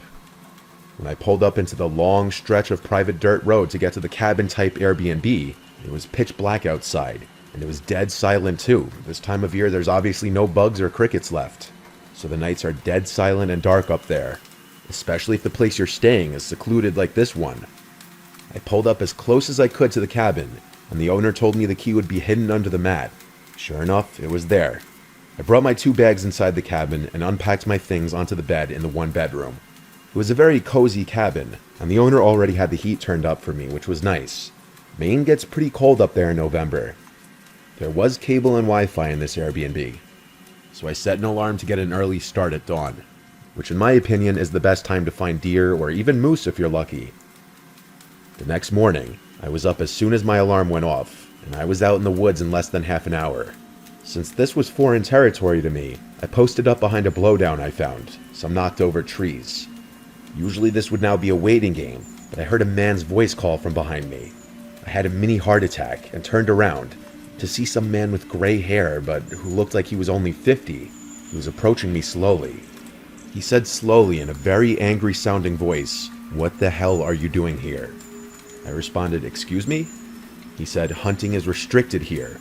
I actually was unaware of this, and when I explained this to him, he said, "I watched you ride up here. You best leave the way you came." This scared me. I said, "What do you mean you watched me ride up here?" He told me he always sees people riding up to that cabin, always out-of-town folk who come up here for the wrong reasons. I apologized to him and told him I'd leave. I grabbed my things and started walking back the way I came, and when I looked behind me, the man was gone, out of sight. I walked back to the cabin, then took my car and drove to a different park that according to some website allowed hunting. I posted up there and had a failure of the first half of the day. Around midday, I went back to the cabin to just regroup and have a meal. But when I got back to the cabin, I found that the door was unlocked. I could have sworn I locked it before. When I got inside, I was almost positive certain things had been moved around and the zipper to my bag was unzipped. I couldn't remember if I left it zipped up or not, but it was typical for me to always keep my bag zipped up. I just checked every room quick before settling down. I was way too hungry to just prepare a light meal, so I drove to the little village nearby and picked up some Chinese takeout. Then I drove right back to the cabin. I was planning on heading back out to the park at dusk. When I got back to the cabin, I just ate my food and went straight to take a nap. After my nap, I headed back out to the park. I spent about an hour walking maybe a quarter mile very slowly, and I wasn't finding anything. My uncle always told me you could find a deer or moose in 10 minutes or 10 days. It just depends on how many are present and being in the right place at the right time. Sadly, luck was not on my side this day, and so when it was starting to get dark, I packed up and started heading back to my truck. It was just a short drive back to the cabin. I cooked the pasta and meatballs I brought with me for dinner as I had the TV on in the background. Then I laid down on the little love seat couch as I ate and watched some old black and white movie. While sitting there, I thought back to earlier, how the door was unlocked and things appeared to have been moved. Only I didn't notice anything missing. I wondered if it was just in my head or not. Not long after this, I brushed my teeth and shifted to the bedroom where I began to watch another movie in there, planning on falling asleep to it. I was starting to drift into that half-sleep state, where what was going on in the movie was actually starting to blend into this half-awake dream I was kind of having, until I heard the distinct sound of a door clicking open that snapped me out of my half-sleep. I groggily looked up and noticed the closet door in the room was now cracked open. This immediately woke me up completely. Now, the door being unlocked and belongings potentially being moved did not seem like a coincidence. I waited a moment, then got out of bed, went to my hunting pack, and grabbed my CZ75. I went back to the bedroom, turned on the light, and pointed my gun at the closet door. I yelled, "Come out now or I'll shoot." A big part of me still didn't believe there could actually be a person in there, and I thought that I was just being overly cautious. But when the door actually pushed open, I was in pure shock. That older man from earlier in the day stepped out, and his unhappy-looking face switched to a gross smile, missing a front tooth. He said, "You got me." I said don't move as I went to grab my cell phone and call 911. Thank God I had service here. The sheriff's department was on their way, and I let them know I was armed and had the intruder at gunpoint. It was an excruciatingly long wait before the sheriff's deputies arrived. During that time, the man was telling me how he's sick of people like me having no respect for the parks up here. I had no idea what he meant, but I wasn't entertaining him. I kept telling him to shut up. When deputies got there, it was an obvious arrest for breaking and entering and possibly robbery, though I don't think he ever actually stole anything from me. The man claimed the door was simply unlocked, though I don't know if that was true or if he had somehow picked the lock or even climbed through a window. The Airbnb host said that there were no other hidden keys and that I definitely left the door unlocked. He seemed more concerned about whether anything of his was stolen and putting blame on me as opposed to asking me if I was okay and apologizing for the experience. He said he had no idea who the man could have been, even after getting his name. I still don't think I left the door unlocked, but thank God I was on a hunting trip and had my firearms with me to quickly neutralize the threat.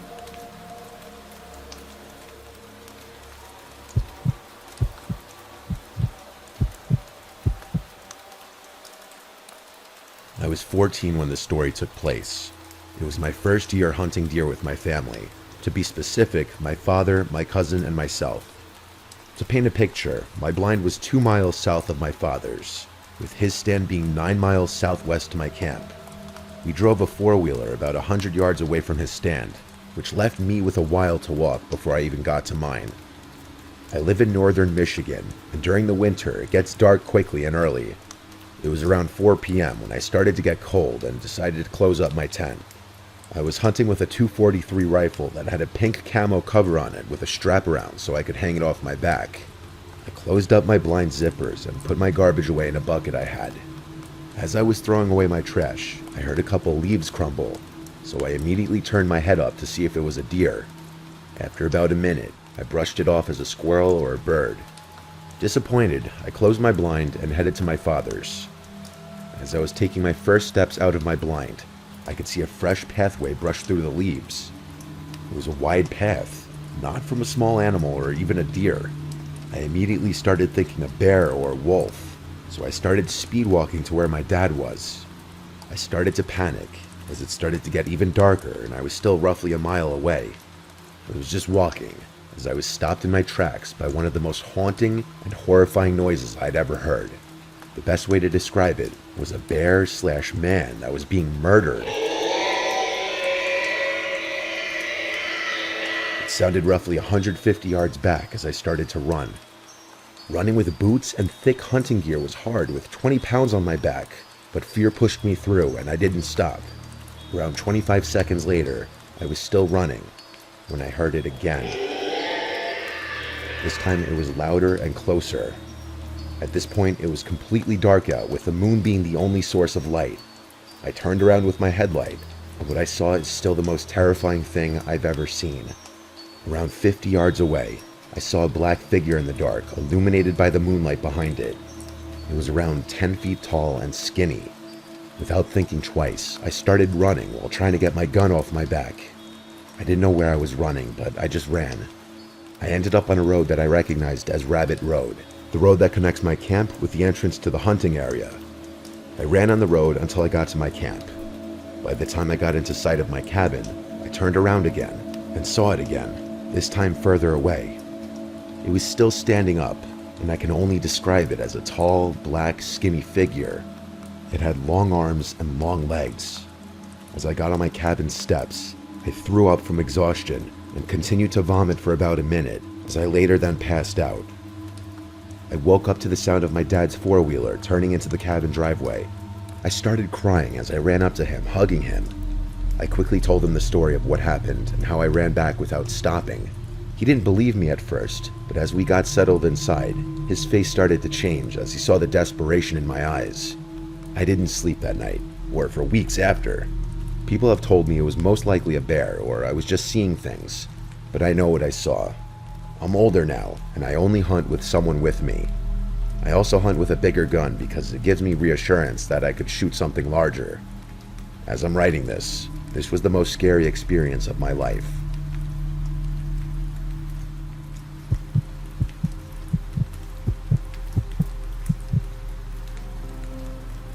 It was a Friday evening and I was getting home from school.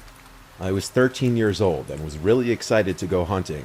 I love hunting, especially the ranch we go to in Alice, Texas. I've been going there since I was 4, and I have so many memories of the place. It was my grandpa, my dad, and I going. There were going to be a few other people, like the ranch owner's family. We were packed up and ready to go. It was deer season, my favorite season. Just the feeling of seeing a big deer right in front of your eyes is a wonderful feeling, and of course shooting it. People say that it's wrong to kill animals, but I disagree if you're actually eating it. We got to the ranch and it was 10 p.m., so it was pretty dark out there. The ranch is 300 acres, I believe, and the campsite is an old little shack, probably the size of a normal bedroom. There is electricity there, but it's not a huge cabin where most hunters sleep in.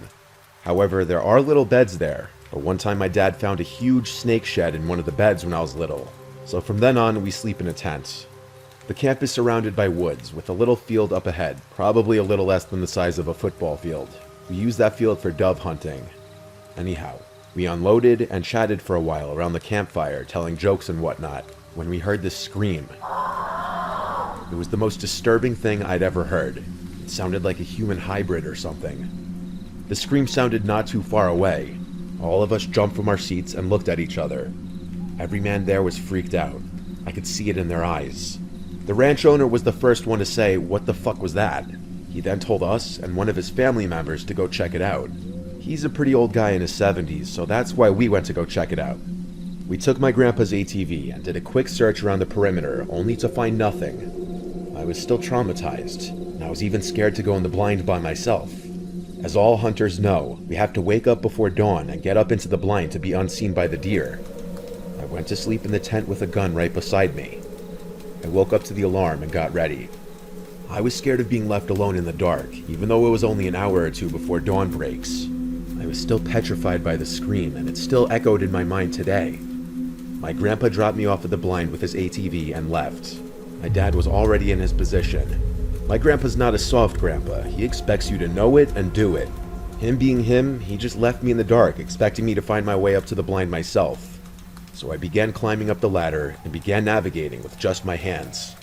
I got into the blind and waited for the sun to peek out. 20 minutes passed and it was still dark out when I noticed something in the middle of the trail. I couldn't see well, so I thought it was the right time to use a night vision sight that my uncle had given me. I was excited, expecting a big deer, but when I put my eye into the sight, what I saw still haunts me today. I don't care if you believe me or not, but I was expecting a deer, only to find a person walking towards the woods.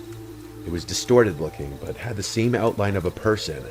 I don't know how it spotted me, but I saw it turn and face towards me. Now the night vision is not super clear, so I couldn't see its face, but I could see it was looking straight at me. Then what I heard next will stick with me for the rest of my life. It gave out the same exact blood-curdling scream as the night before, only louder. At that moment, I cannot describe the